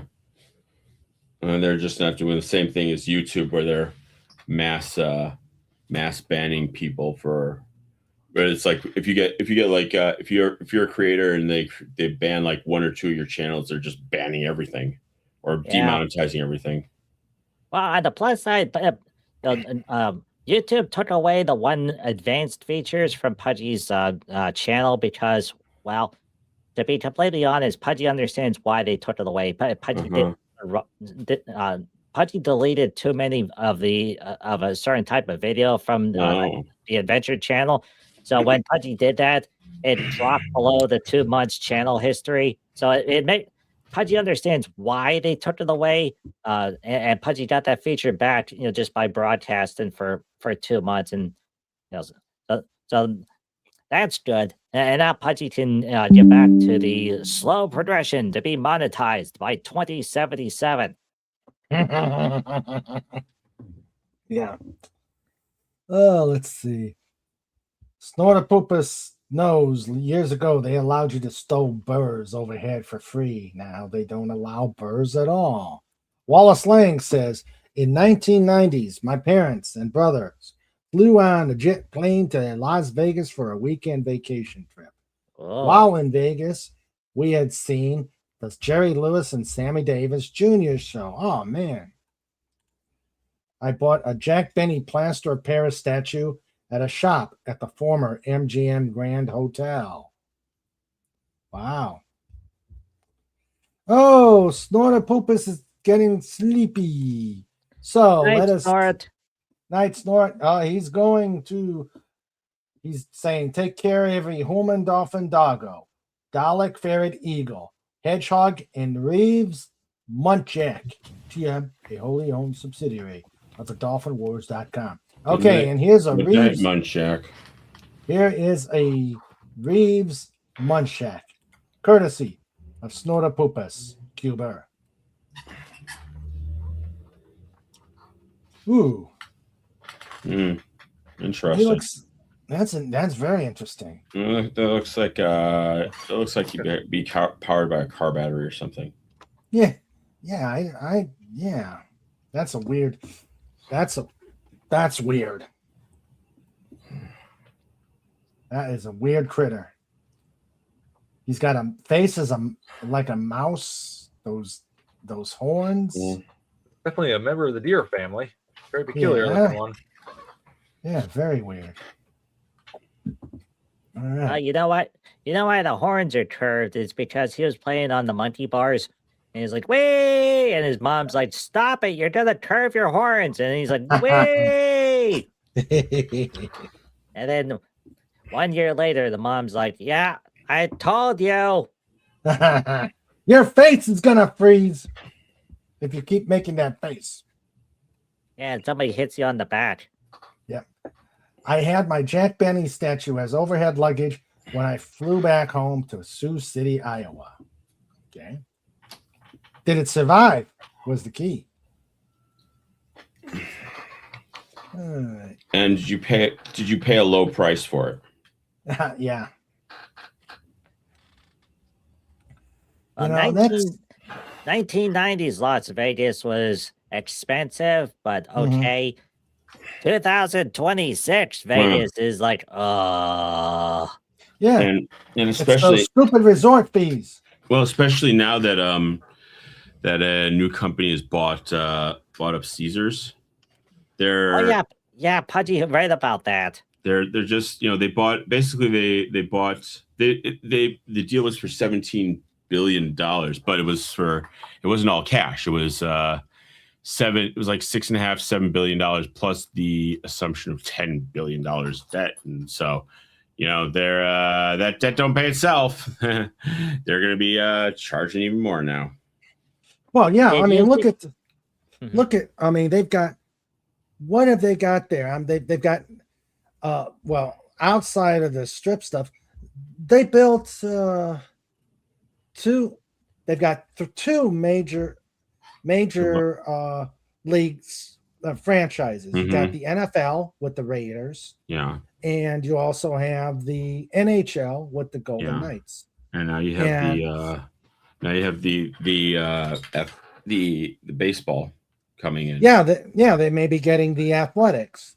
And it's like, and the government is paying those fees. Yeah. So where are they going to pass that down? They're going to pass it down to the tourists. Yeah.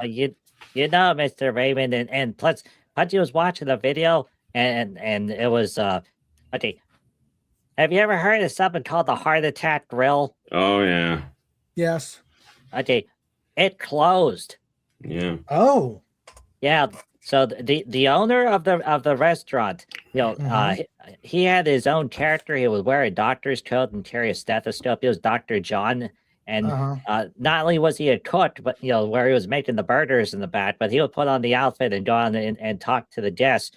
So the place where they were renting the space from, because he didn't own it, they basically said to him, "Okay, Dr. John, if you want to continue at this space, we're going to raise your rent by," and he said it was like it was going to be triple. Whoa! And and there was no way that he could survive it because the last 2 years he's been really holding the line on price increases. He had to raise a little bit, but he didn't raise like the other places. And what happened is once everyone knew about the prices were fair over at his place, everyone went to the Heart Attack Grill. So he was really, really busy.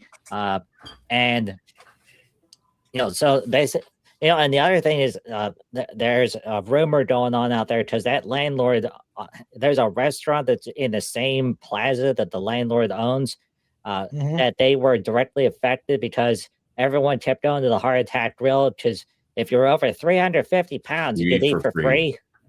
Yep. So it was attracting all the attention, and the other place was hurting. So the thought is that they raised the rents on the Heart Attack Grill to close them. That way, everyone goes to the other restaurant, which is some sort of sushi place, and Pudgy's like, ugh. So, okay, sushi place, you're gonna have to step up over 350 pounds to get all the sushi that you eat, and some people might do it, but there's just gonna be a whole lot of other people like, the words of Terry Bradshaw, we call this bait. Yeah. Now, here's the thing. Yeah, in the news story, I was saying that Dr. John, and his name really is John, his son opened up another burger place. It wasn't a Heart Attack Grill, but it was also very popular, but it's out in the residential areas of Vegas. And it's very, very steady. So dad, John, the dad, went to go work at the son's restaurant. And now that everybody knows that this other place is related to the Heart Attack Grill, everyone's driving out to the son's place to get burgers. And the dad said, Heart Attack Grill is not gone forever. We're looking for places, so it's probably to open somewhere else, but not in Vegas. Yeah. Like not the downtown area anyway. Wow. Oh, damn. So let's see. The Jack Benny statue is still intact and still standing on top of the dresser. Yay! Yay! And we got memes. Memes. Yeah, and whenever Wallace rubs the belly of the Jack Benny statue, it brings good luck. Actually, but it does sound silly, but supposedly if you have a statue of Buddha and you rub his belly, that's also supposed to be good luck. But all the restaurants that have the Buddha statue, they say, no, you're not allowed to rub Buddha's belly. He just had a big meal. Yeah. Ground Zero, population 5. That was that bomb test I was telling you about. Yeah. Restrooms, please seat yourself. Bing Crosby.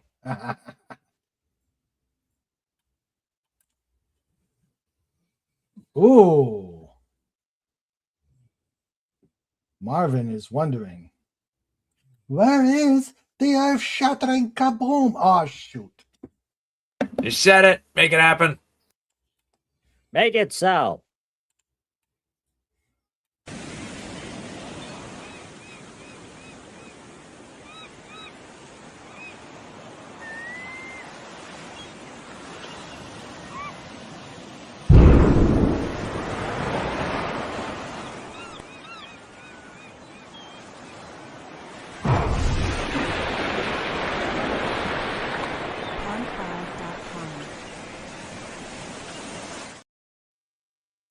There.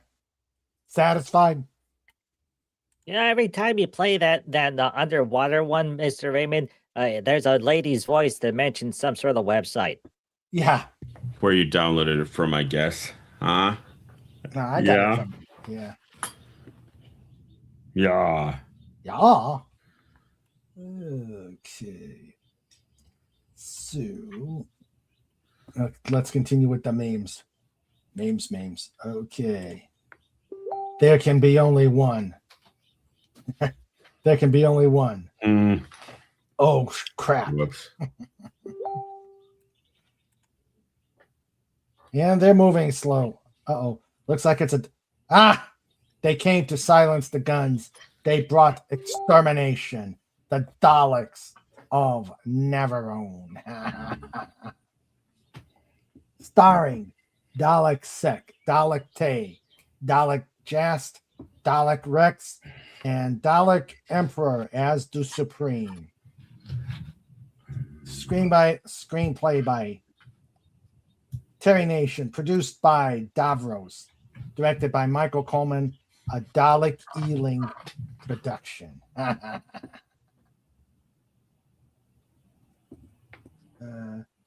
From the makers of the Guns of Navarone, now the ultimate weapon of terror invades the Aegean.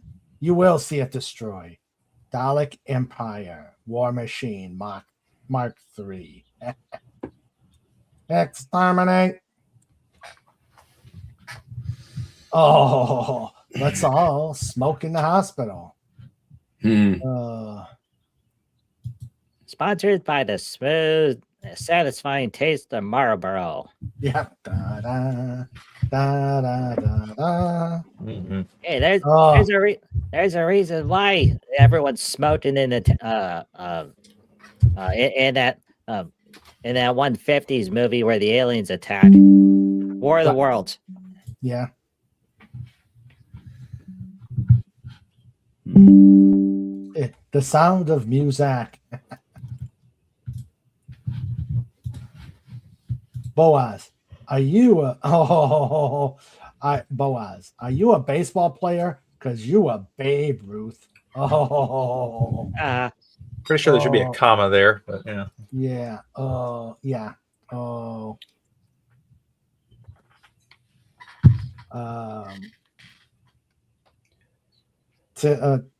Max and I both got the gist.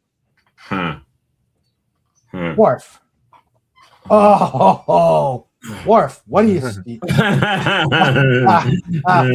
Worf, what do you want us to do with your old spine? Give it to Alexander. He needs it.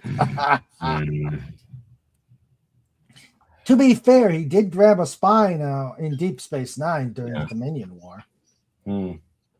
Yeah, that's true. They took the handcuffs off of him and actually let him be like important. First, here's the thing. All right, Star Trek. Why isn't there a series with Alexander as an older version of himself? I don't know. Either he could be attending Starfleet Academy, or he decided to go to the Klingons. There's all sorts of nifty things they could do, but what do? No, they have to go and make things look super duper technological and put all those buzzwords and all those acronyms in them. And Pudgy's like, come on, Pudgy just wants to see them battle space aliens. Yeah. Put Mr. Worf on the Battlestar Galactica and let him go kick butt. Yeah. Make him slice up some Cylons. I shared something in the shared screen share something when you're done with this. White people can't handle spicy food. Dutch East India Company. Oh, the Matrix brothers. They're not illusions, they're delusions. They went looking for trouble and found the system. Coming soon.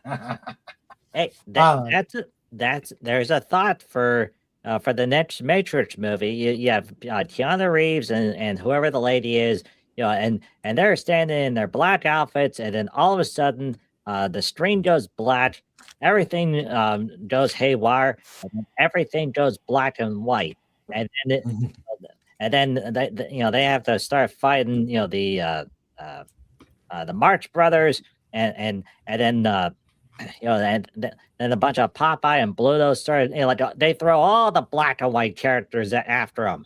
Yeah. Exterminatory, my dear Watson. Look at the picture in the background.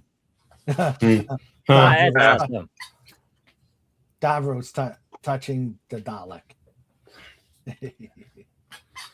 Hey, did you see the news that apparently nobody wants to star in the Doctor Who Christmas special? Yeah. Yeah. Heard of that? Yeah. Yeah, that's funny. Deep portions take too long. Hear me out. It works pretty well. Kept invaders out for a while. Captain, sensors detecting life signs on the planetoid surface.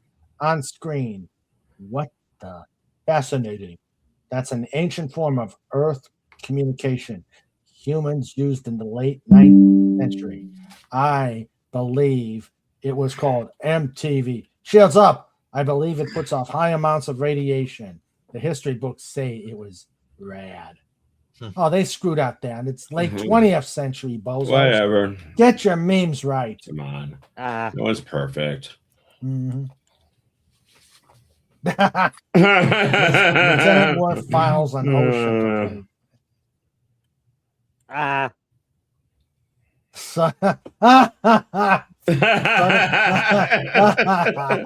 Suddenly, it all made perfect sense. Okay. Seriously, BBC, even if you watch this later on, if you made one episode of Doctor Who, and this is the Tom Baker Doctor Who, you make one episode, pick a doctor at random, do full on claymation, and do a Wallace and Gromit. You will not only make money hand over fist, you will break the internet. They can't, Pudgy. They can't get past themselves. They think they're doing. They think they have a moral imperative to be doing the things that they're doing, even though they see the ratings have bottomed out at $2 million people on the overnight. You know, it's which is the lowest, which is where they are. It's the lowest they've ever been. Whereas Tom Baker's episodes were between 8 and 16 million. Watching it when it was broadcast. So, yeah, but seriously, if they made a Wallace and Gromit version of Doctor Who, it would print money because you'd have all the Doctor Who fans going to have. Okay, even if they brought back Jodie Doctor, or even the shitty Gatwa guy, bring him back and have him do the whole Wallace and Gromit style insane animation and 20-minute plot line. You would unite so many fandoms and okay, we know the Doctor stinks, if it's shitty Gatwa or Jodie Doctor, but this is awesome, especially if but Touchy, there's no money. There's no money. Especially if the sheep were to make the Doctor go away, throw him off a cliff. There's no money. There's absolutely no money. Disney backed off. They are desperate to find new partners to expand the streaming service outside of UK and iPlayer, and there's no money. They don't need the money. They made the original show without any money. No. Asterisk and Obelisk and the Dalek invasion. Yeah. That's but seriously, they Disney pulled out. And there's no it used to they had plenty of money when the show was doing great, and now they don't. So okay, ponder this. Yes. Okay, yeah, Pudgy ponders. All right, ponder this. Imagine for a moment. Yeah. The BBC says, okay, we want to make more Doctor Who, but we don't know what to do, and we don't have a lot of money. Mm-hmm. So they open up the copyright slightly to allow people to make their own versions of Doctor Who, and anyone doing this, they would copyright claim and get the money off of YouTube, and you would unleash the power of many creative people. You could have anime versions of Doctor Who. You could have stop motion animation. You could do black and white. There'd be so many versions of Doctor Who floating around. You would have all sorts of crazy new doctors every which direction. I appreciate your I appreciate your intrepidity, but you know what? They won't. The BBC. Well, first of all, the BBC does not control. BBC has basically Doctor Who, but they don't control every single IP. That isn't like a unified IP. You know, there are certain characters and storylines that are separate IPs owned by their creators. For example, the Daleks are still owned by the estate of Terry Nation. Okay, and what about Torchlight? Oh, you mean Torchwood? Yeah, I think that's Torchwood. Yeah, I think that's BBC. I'm just saying it's from the legal standpoint, and I'm not a legal expert, but it's complicated. But there's also the internal cultural thing that they won't even let an American direct an episode. You know, they're just that. Well, they're just that snooty. Well, okay. So, but I appreciate your ideas. All right, Pudgy can understand why they wouldn't let an American direct an episode, because you know why? Why? Jonathan Frakes. But okay. He's already infected Star Trek. You know, then Jonathan Frakes would switch over to Doctor Who, and it'd be like, and for some reason, Jonathan Frakes is now the new Doctor. Especially now. I mean, he said he's done with Star Trek. Yeah, he's contaminated it enough with his over the back Captain Morgan pause. Oh my God. Okay, good. Here's a joke. You know who would make a really good version of Dr. Soon? You know, the guy that created Mr. Data? Who? Christopher Walken. Oh, I like that idea. Cowbell. More cowbell. Hey, Pudgy was watching the clips where he was the Emperor in Dune, and he did a really good job. Huh. You know who I would like to see in the Star Trek universe? Oh. James Woods. Oh. That's a that'd be interesting. Yeah. It's just as an interesting story. He got his role as the Lester Diamond in Casino. He managed to get Martin Scorsese's secretary on the look. Just let me just leave a message. It's just 8 words. Any role, any place, any time, any amount. And Scorsese called him back in an hour. Oh. So anyway. I got a joke. Raymond, what's the joke? Okay. Yeah, see, Pudgy threw off Mr. Raymond. Yeah. Okay. A physicist, a mathematician, and an engineer were each asked to establish the volume of a red rubber ball. The physicist immersed the ball in a beaker full of water and measured the volume of the displaced fluid. The mathematician measured the diameter and calculated to a triple integral. The engineer looked it up in his red rubber ball volume table. Oh, yeah. 2 fermions walk into a bar. The first says, I'd like a vodka martini with a twist. The second one says, damn it, that's what I wanted. Oh boy.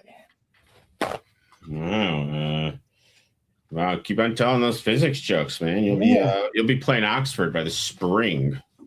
Walter Heisenberg, Kurt Gödel, and Noam Chomsky walk into a bar. Heisenberg turns to the other two and says, clearly this is a joke, but how can we figure out if it's funny or not? Gödel replies, we can't know because we're inside the joke. Chomsky says, of course it's funny, you're just telling it wrong. I think, I guess This falls into the realm of the math jokes that Cobalt tells. Yeah. There's 10 types of people in this world. Those that understand binary and those that don't. So to conclude on the BBC discussion, it's going to be interesting to see what happens next year, because 2027 is when the BBC's Royal Charter comes up for renewal. Because it was their initial Royal Charter was signed in 1927, which allowed them to broadcast and collect licensing fees. So licensing, where my real money comes from. Yeah, in England it is. Yeah. Yeah, and also there's the TV license. If you buy a television set, you have to pay an annual fee.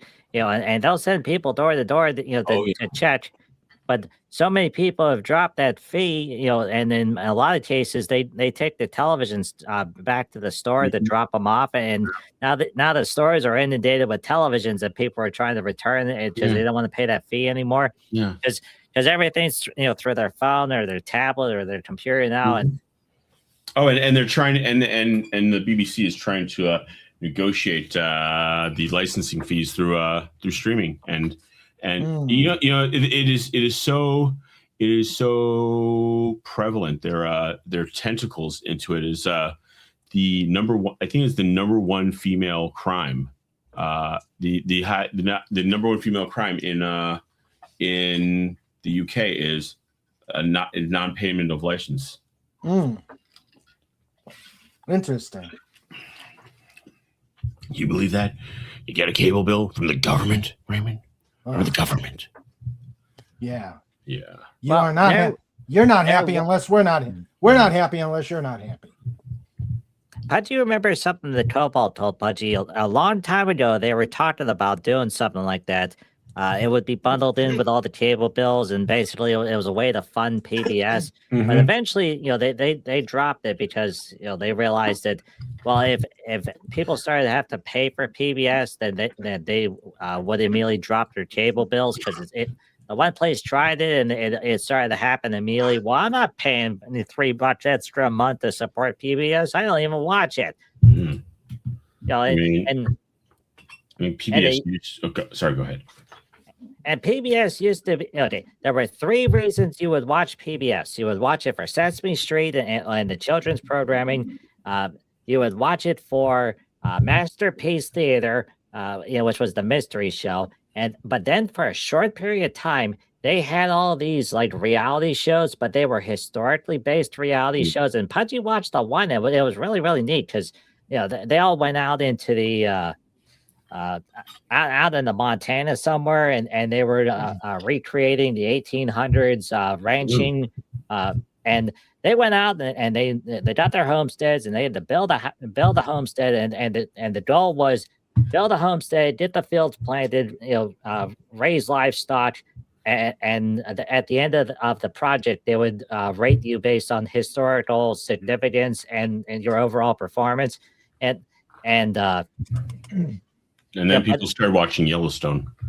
Well, now they did one thing, which was that woke thing, but back in back when the show was on the air, they called it something else, and those that couple, they were going to get married, but they were historically significant because it was they were from two different categories, and that sort of thing wasn't allowed back during the time that the show was being produced in. So they did all this historical caveats and everything, and a whole bunch of people got really, really mad. And they're like, well, why can't they marry each other? And they said, no, you're allowed to marry each other now. But back during the 1800s, this wasn't allowed. Yeah.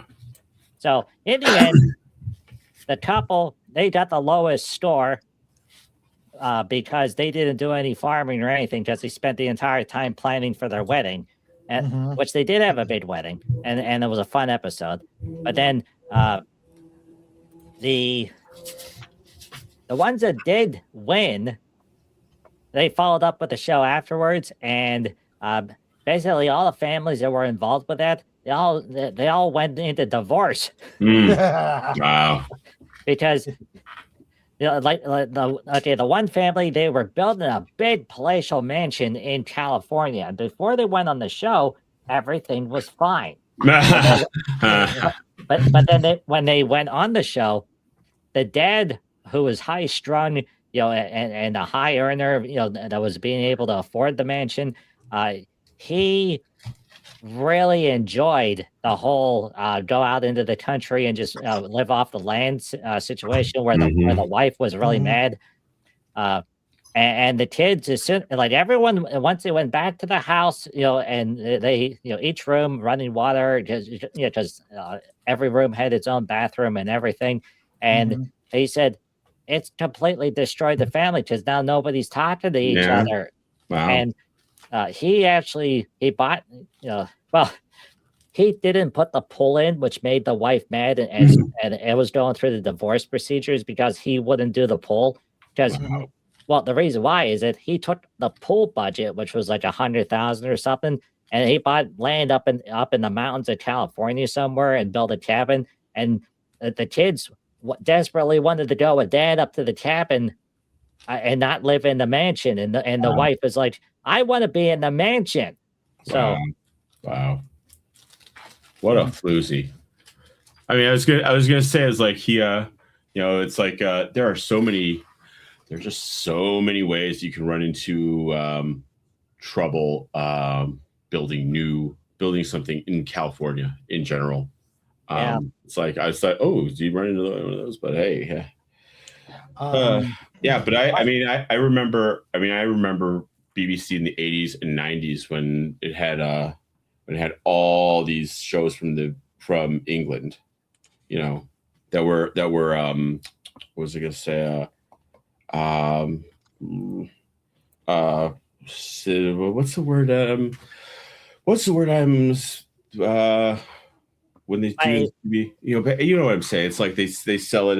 It's like they make it and they sell it, and afterwards. But anyway.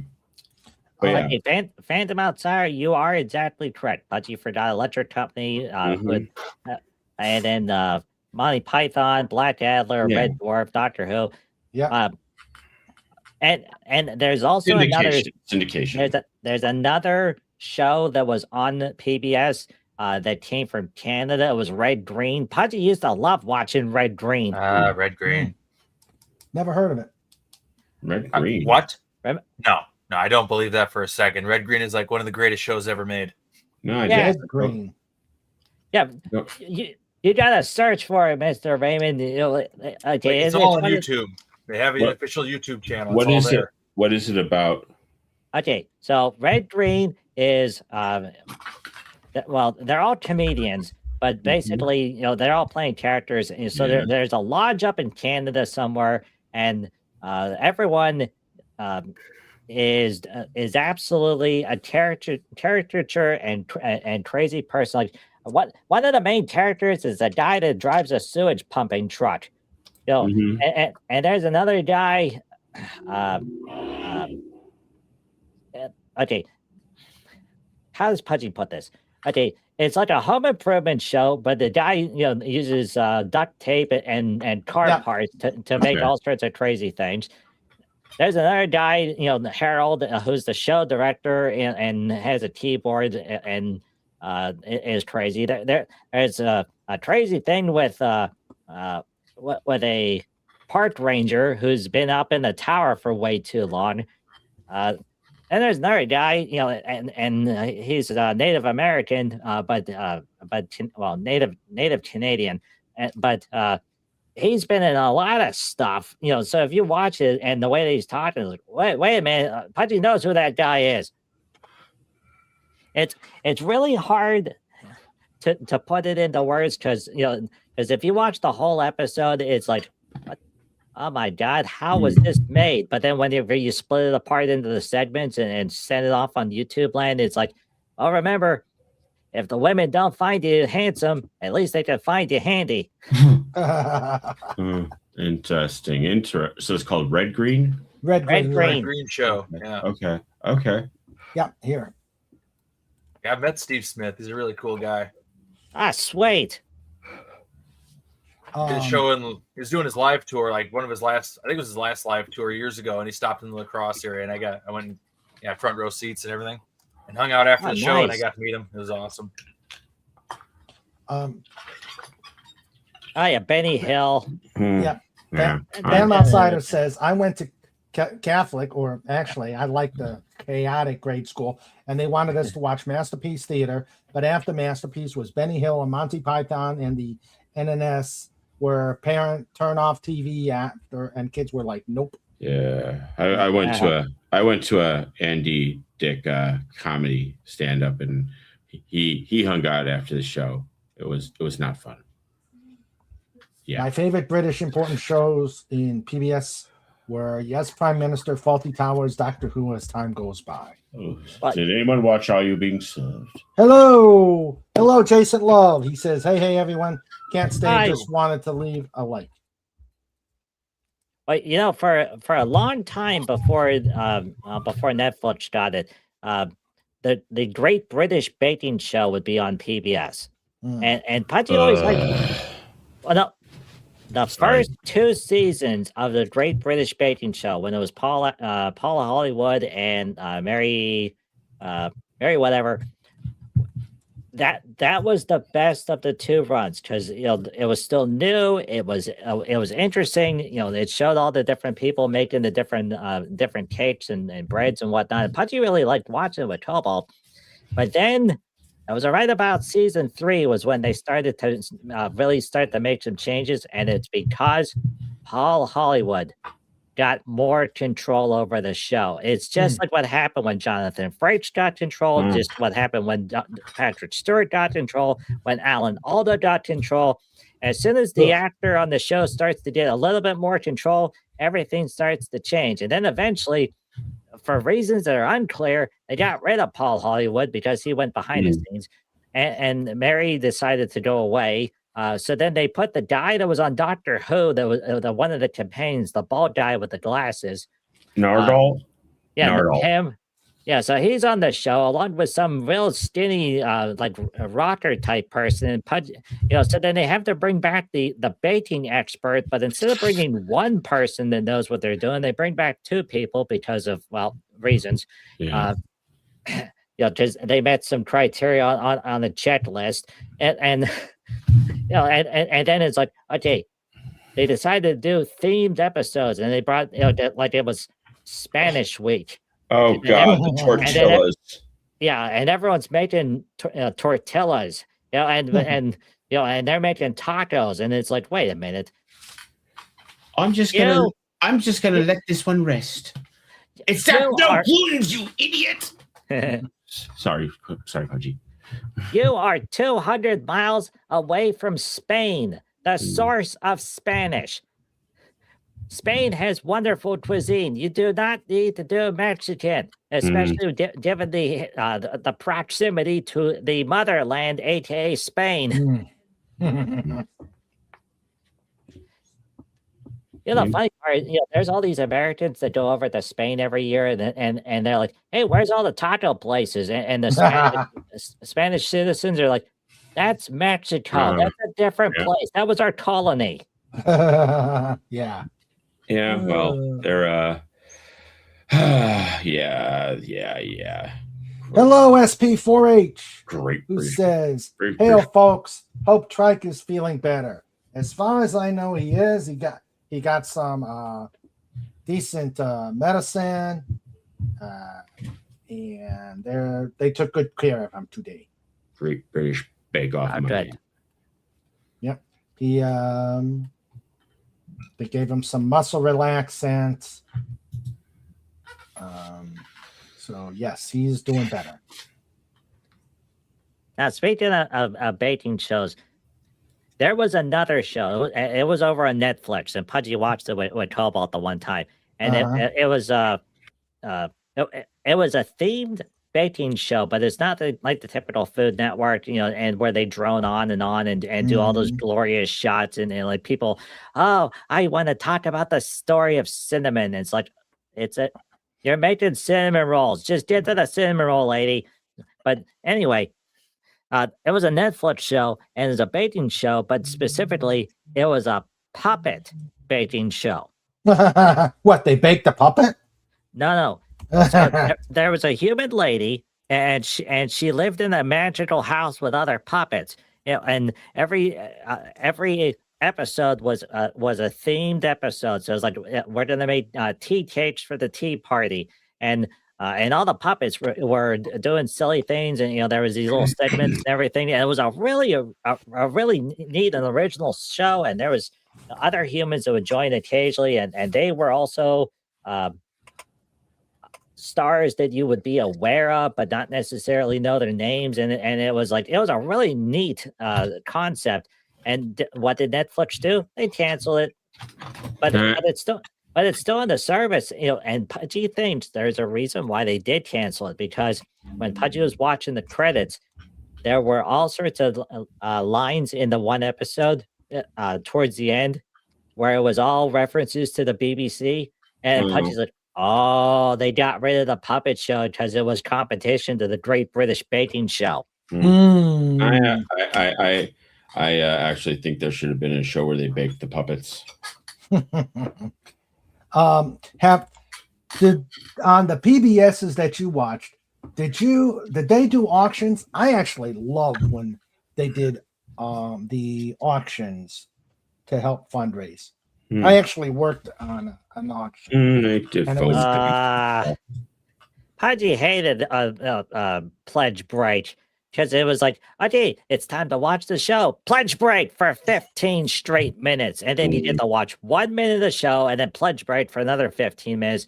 So that was the time when Cobalt would tell Pudgy, okay, Pudgy, every year they have to do this. This is the time when nobody watches PBS because they cut the shows apart and you don't get to see anything.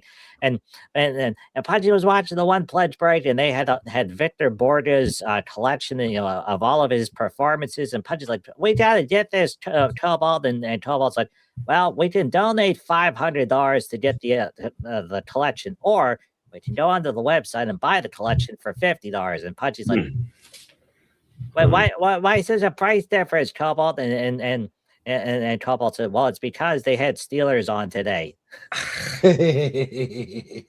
And they're, and the two Steelers are dressed in the jerseys, they're looking bored, but so $50 for the box set, $100 for the donation, and the rest went to the Steelers budget. As of course, the Roonies who own the Steelers, they get their cut. Yeah, well, I could care less about the pledge breaks, but I did enjoy when they ran auctions for the weekends, and I actually got to work it, and I learned the tricks about how they do the bidding and stuff like that. That was interesting. Nobody got a no bid because there's always anonymous. That dreaded anonymous. Yeah, it's Larry, the guy that hangs out in the break room. Yeah, he's got to do a bid. For some reason, he doesn't do anything. Yeah, he's been working at the PBS station for 20 years, and whenever someone joins us, hey, what is Larry doing? Nobody knows anymore. Yeah. But he's the guy that's paid like $80,000 full benefits. He takes like 3 weeks in the Bahamas every year and then comes back and then just stands in the break room all day long. Okay, Max, you take care. Yeah, I will. Bye, I'm off. I will see all of you later. Have a great rest of your weekend. You too. Take care, man. All right, thanks for having me. Yep. All right, bye. All right. Next. Sue. Yeah, PBS was okay in some things. I also like listening to NPR, but only when they did jazz. Now, see, here's the thing. Okay. There was a time when PBS was firing on all cylinders. And they did all sorts of wonderful shows, and even the PBS NewsHour, it was nice because they would bring on different people, and they throw a historian on, to talk about something, and sometimes the historian segment would be even better than the normal show. It's like, but then they would do like a financial thing, and it wasn't just like, okay, the stock price went up because all the traders are hopeful. They would actually have a guy on there and say, well, the reason why they're hopeful is because of contract X and future Y. They would actually go into detail, and Pudgy would start to eyes glaze over, and Cobalt would give Pudgy a donut to munch on, but Cobalt understood it, and he was like, wow. And then whenever you flip over to the financial channels, CNBC or Bloomberg, then it'd be like, okay, and then Cobalt would be like, yeah, this is a pump and dump, and Pudgy's like, wait, they have a well, and Cobalt's like, yes, Pudgy, they do have a well. Just get back to the donut. How about the Cajun cook? I love Justin. What's his name when he was when he did the Cajun cooking show.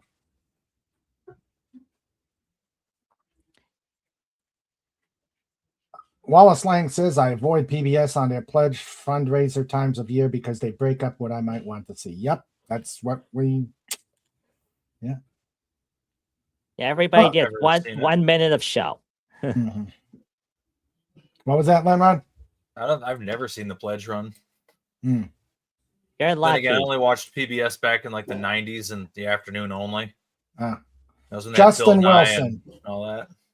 Yeah, Justin Wilson. Jan can cook, and so can you. Pudgy is the light watching Yan can cook.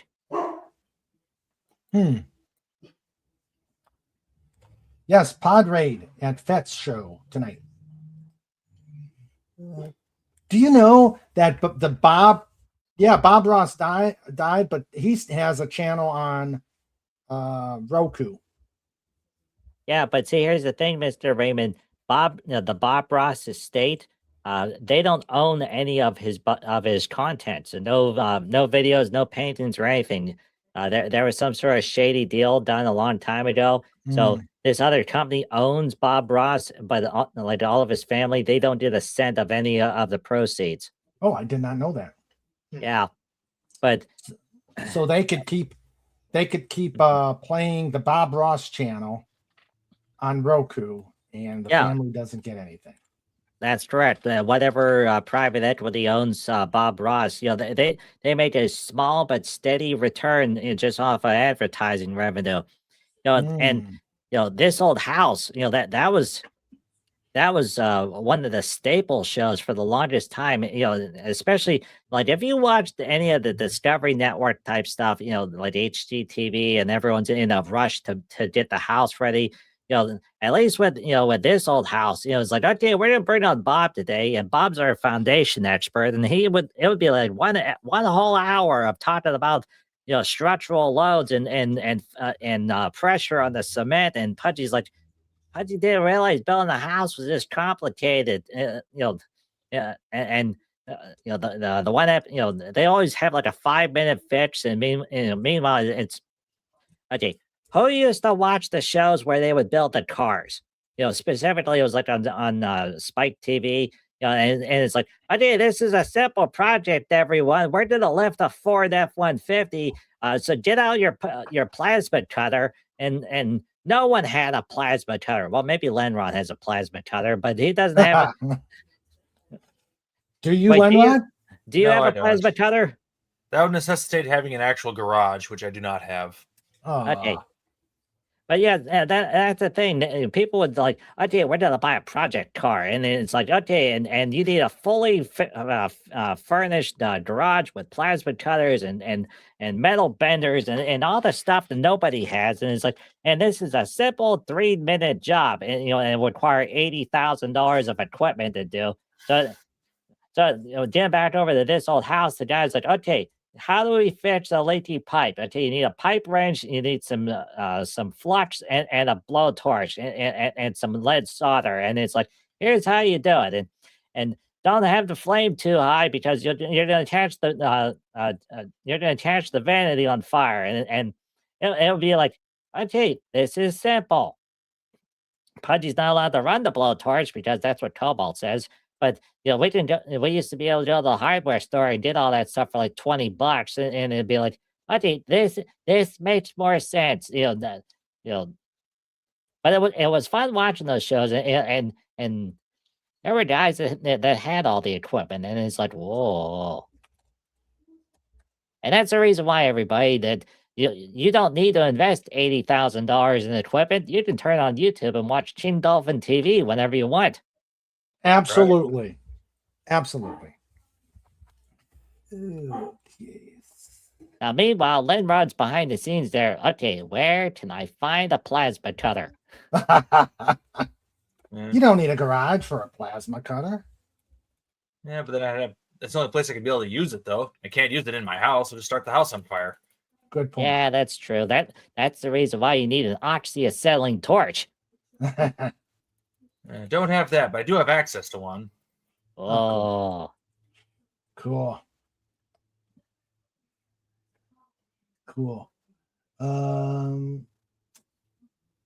Let's see something. Before I go to the meme, I'm gonna go right to the memes. Go to the memes. Oh. Yeah, these memes don't cost anything either, except for subscribe to Mr. Raymond here on King Dolphin TV. And leave a super sticker, so you super chat or super sticker to keep Snorter, Poopus, and Trike away. Okay. 'Tis but a scratch. Yeah, it's fine. Yeah. It's the back end of an old Corolla. Oh, that's hot. 7 of 9 to 5. Oh, that's awesome. Supposedly, there's going to be a 7 of 9 television show where she's the captain of a Starfleet vessel, but it's one of those things that everybody is like, okay, this was on the list of original for CBS Viacom, CBS All Access, and now with Paramount buying everything and eventually rolling in Warner Brothers, if that goes through, that's probably going sideways. But you know what would be awesome? Just all of a sudden, there's, you have to bridge the Enterprise. You have Picard and everyone all together for one last go. Everyone's looking old and tired, and then all of a sudden, Snape shows up from Harry Potter, and he's like, "Something is wrong, Mr. Potter," and you bring back Daniel Radcliffe as the adult Potter. He's like, "Yeah, something is wrong. This used to be a show on television."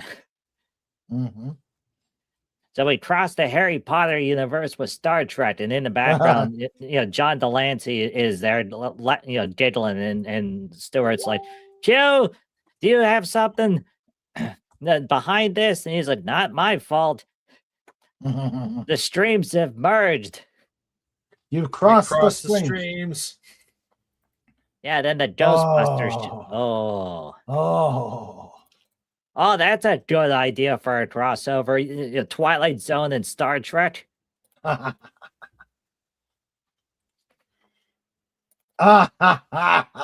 Ernest goes to Rurapente.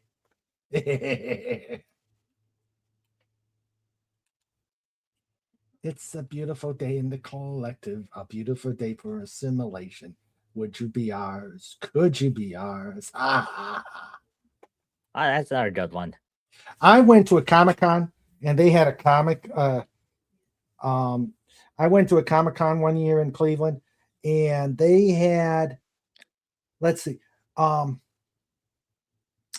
it was Colin Meaney was the featured guest. So Miles O'Brien. And they had a comic or a costume contest.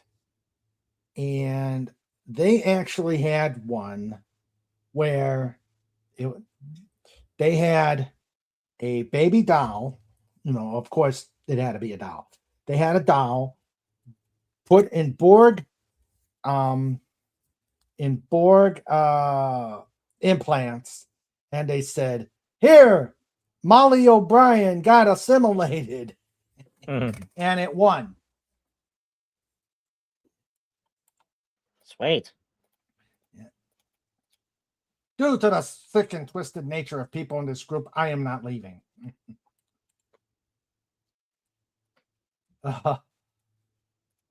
Bob has 30 math test. Bob has 36 candy bars. He eats 29. What does he have now? Diabetes. Yeah. Let's see. Okay. Oh wait, Punchy gets that reference. That's the professor from Animal House, the one that was. Yeah, the one that had his butt showing. Yeah, that guy. Yeah. No one expects the Dalek Inquisition. Hey. No one expects the Dalek. Oh. Alien versus Predator. Wait, that's Robin Williams is what, Mort? Yep. Yeah. And Tony Todd was the Predator. That's Bill Just Cosby. That's Bill Cosby? Okay. Oh! Yeah. Now Punchy I gets got it. it. Mm-hmm.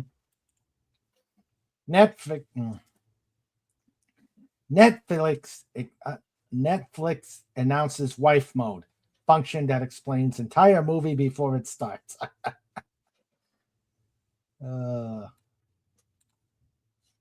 Monty Dalek and the Holy Grail. Run away.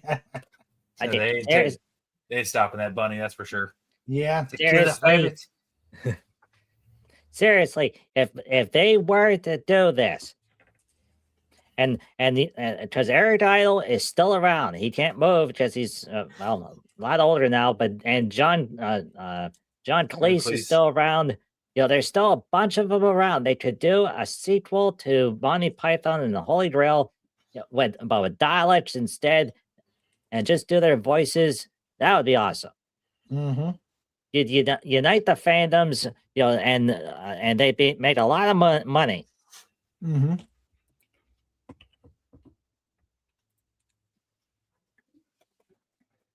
I'm curious, Mr. Scott.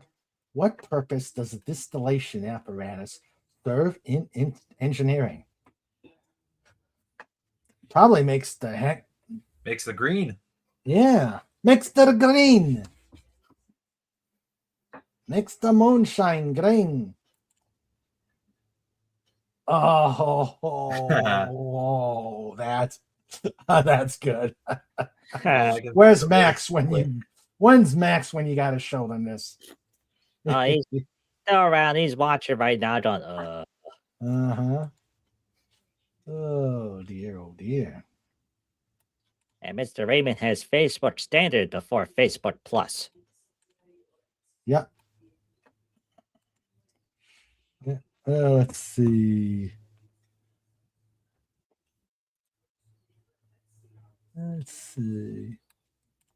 In the 70s, he and my dad used to cut a 55-gallon oil barrel in half log waste and turn both halves into a grill, welding them together. It's a massive grill.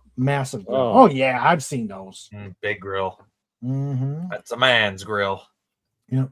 I have trouble with the soldering iron and printed circuit board, Pudgy. Well, that's because you don't have the plasma cutter. Yeah, that is the key to doing the proper soldering. Yeah. You gotta get the entire board warm. Yeah. I went to a Star Trek convention where Mark Leonard, Sarek, and Robin Curtis Savick were the featured celebrities. Oh. Yeah. Yeah, that was a while ago because as Mark Leonard had passed away. Mm-hmm. Yeah. No, it's the scene from Invasion of the Body Snatchers, not Animal House. Okay. Well, that was from Animal House. Yeah. I've seen neither, so I can't comment. Who have I seen? Let's see. I've seen John Calico's core. Yeah, I got an autograph from him. Ah, sweet. Wasn't that the guy who was Baltor in Battlestar Galactica? Yes. In fact, Great. I told him I like you better as a Klingon than a traitor. He didn't like that comment. I saw Yeoman Rand when she was still alive. I got an autograph of her.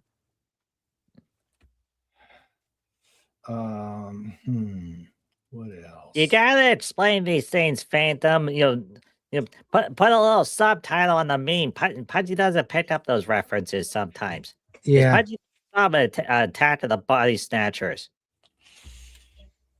He was also in a 78 Body Snatcher remake with Nimoy. Oh, yeah. Did you see this, Pudgy? When we battled Gumby, our constant battle with Gumby. And there you are, noshing on his forehead. Here, let's see. Oh. Yes, we're taking down Gumby. Pudgy's over there. Trike's scratching his leg. The dolphin is doing dolphin things. Snort is beating him up, and Pudgy's chewing on his forehead. Ah. Yeah. Yeah. On location in the mean streets of Baltimore. Yeah. Gumby faces down. Or thinks he's going to face down the pod. He thinks. Hey. But that's all he does. Yep. The Dolphin's ready to say, sick 'em. Sick 'em, boys.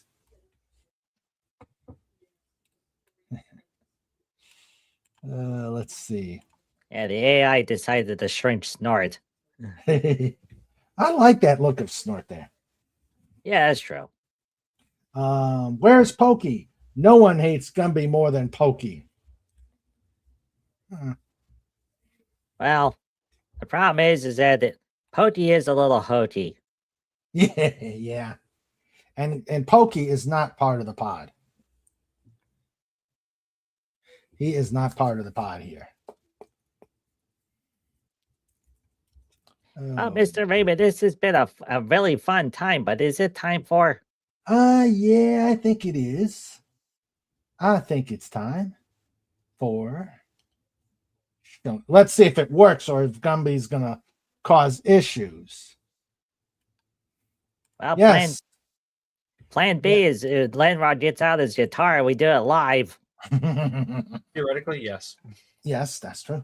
Yeoman Janice Rand was played by Grace Lee Whitney on Star Trek TOS. Oh, on my jam session, I played the bass for Ghost Riders of the Sky and sung it, but my singing was horrible. I was paying too much attention to playing. And I played bass for Benny and the Jets, and it actually came out pretty good. Oh. Unfortunately, all I have is the Benny of the Jets one, and I probably can't put it on here because of reasons. Reasons that copyright. Yeah, that's true. Benny's would be fine with it. It's the Jets you got to be careful about. Yeah. They haven't done very well in quite a few seasons. That's true. In fact, the last time they had a good season was like 2009. Yeah. Let's see about if this is going to work. It's time for show notes. It's time for show notes. Yeah, with Mr. Raven and Sandra too. It's time for show notes. We're bringing it on. It's time for show notes. You've all been warned. It's time for show notes. All right, we're back.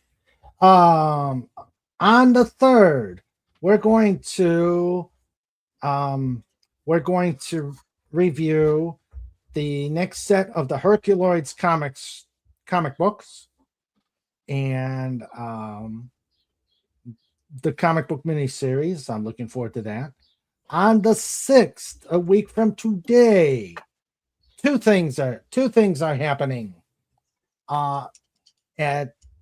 During the day, I will be at a book signing at the local Comic-Con, and I will be on an author panel with Grace Saley K, with the literary lights of Grace Saley K, Christina Hoffman, and other literary lights.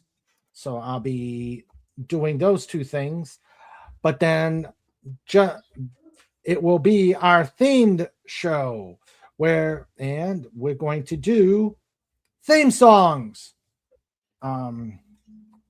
So theme songs from movies, theme songs from television shows. Think about them, and we will discuss them on that show along with the usual craziness that happens on the weekends. The 10th, I don't have anything yet. On the 17th, will be the Ready for Pod Time players doing the next installment of Radio King Dolphin TV, as long as we can keep Gumby from lurking and striking.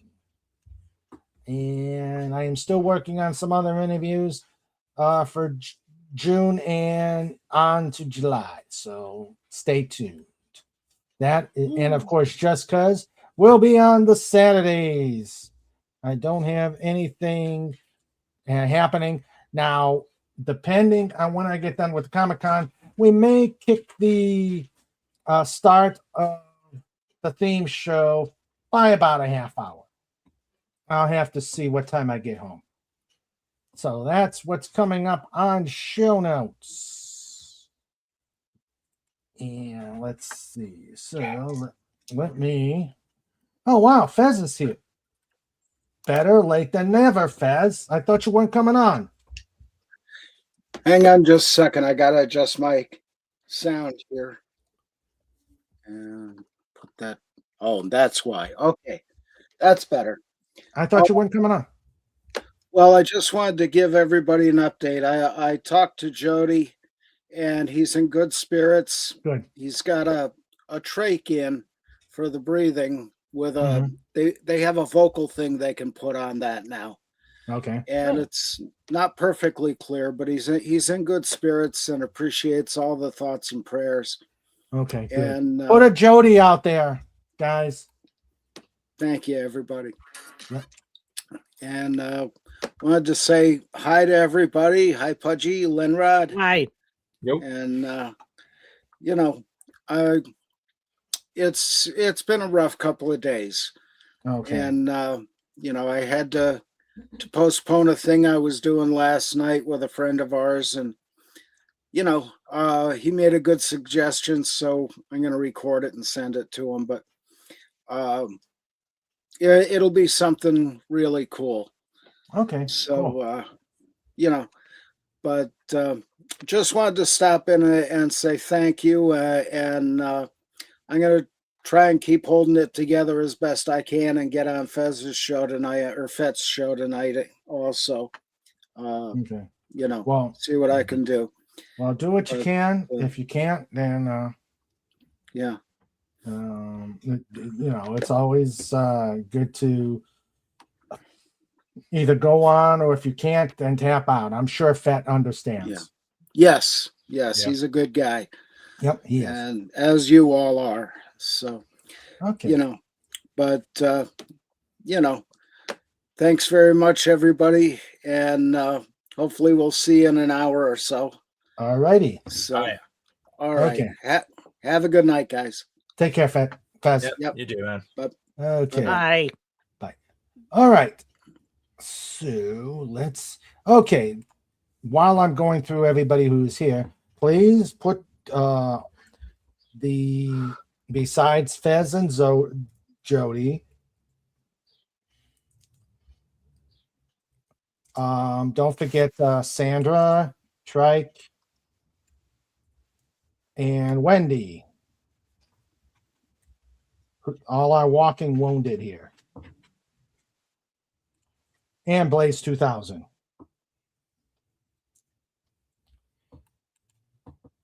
B2.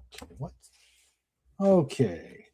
So yes, please put those out there and to show that we're sending prayers, good thoughts, and everything.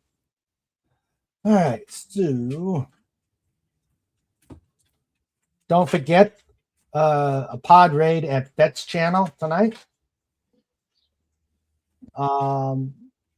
We've got we had a glitch vortex here.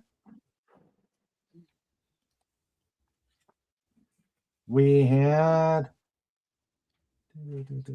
Crouching Taylor, Hidden Swift. Gary Ambrosia made us stop. Jason Love was here. Marcelo Lopez was here. Phantom Outsider, the great Phantom Outsider. Sylvia, your lovely artist, was here lurking. SP4H was here. And of course, we had Tiger Stripes, the lovely Tiger Stripes. And Wallace Lane. All of you are welcome here. I am glad you were here, and I hope you guys had a great time. All right. Before I go to the Lifeguard Corps, just right now, we are 24 episodes away from episode 500. I believe it's going to be in August that we will be celebrating King Dolphin TV's 500th episode. It will be a go big or go home. That's when PodCon is then, huh? I wish we could. I wish we could. That would be great. But say just pick a random location and we'll go there. Yeah. It could be anywhere. We could go camping. On a new car. Cobalt actually suggested Hagerstown. Cobalt suggested Hagerstown. I say any location works for me. It's 1,000 miles, so it doesn't matter where. That's true.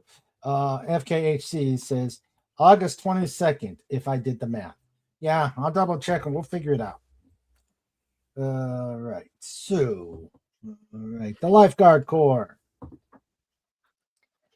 Sandra, our producer, who is still going through some rehab, and it got extended by 2 weeks, but she's still working well.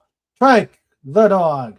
We got some medicine for him, so hopefully his leg will be feeling better. And Wendy Webb, Trauma Warrior. Whole family is down with strep throat. Oof. That's rough. So yeah. Make sure they get their appendix checked. Yeah. As it happened when my brother had it. No. We both had it at the same time. And my youngest brother, he complains a lot when he's sick. So we just got used to ignoring him. And it turns out after I got better, he kept being sick. And it turns out his appendix had ruptured during the sickness. Oh. Yeah, he spent 2 weeks in the hospital after that because it took about a third of his colon with it. Ouch. Let's see. Where was I? Okay, Fez was here, and again, we put out stuff for Jody. FKHC 2005 was here. The Magnificent Legatus Legionii. And of course, the hardest working bear on the internet, who did have to take to Wendy, John. Wendy's whole family had it. Or has it. So, the one, the only, Snortable Bass. Super. You know, he tastes like. You know what? You know what? He tastes like chicken. He tasted like chicken. So Gumby tastes like chicken. Huh. We'll have to remember that for next time. All right. So, guys, it was fantastic show. Pudgy, thank you for being here. Thank you for the invite, Mr. Raymond. Pudgy had a wonderful time. Yay! Yeah, let me put your channel out there.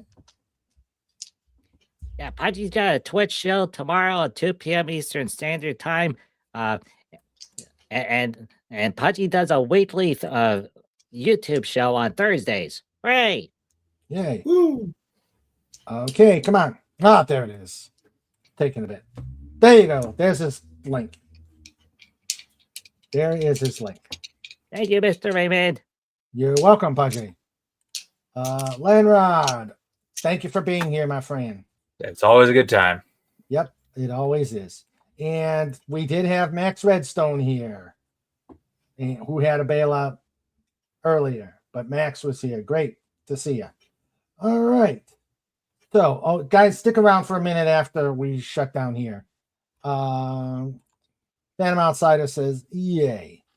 All right. Everybody have a great rest of your weekend. We will see you Wednesday for our next review. And I want everybody to be safe and be happy. And let's keep making some waves. Good night, everybody. Good night. Laters.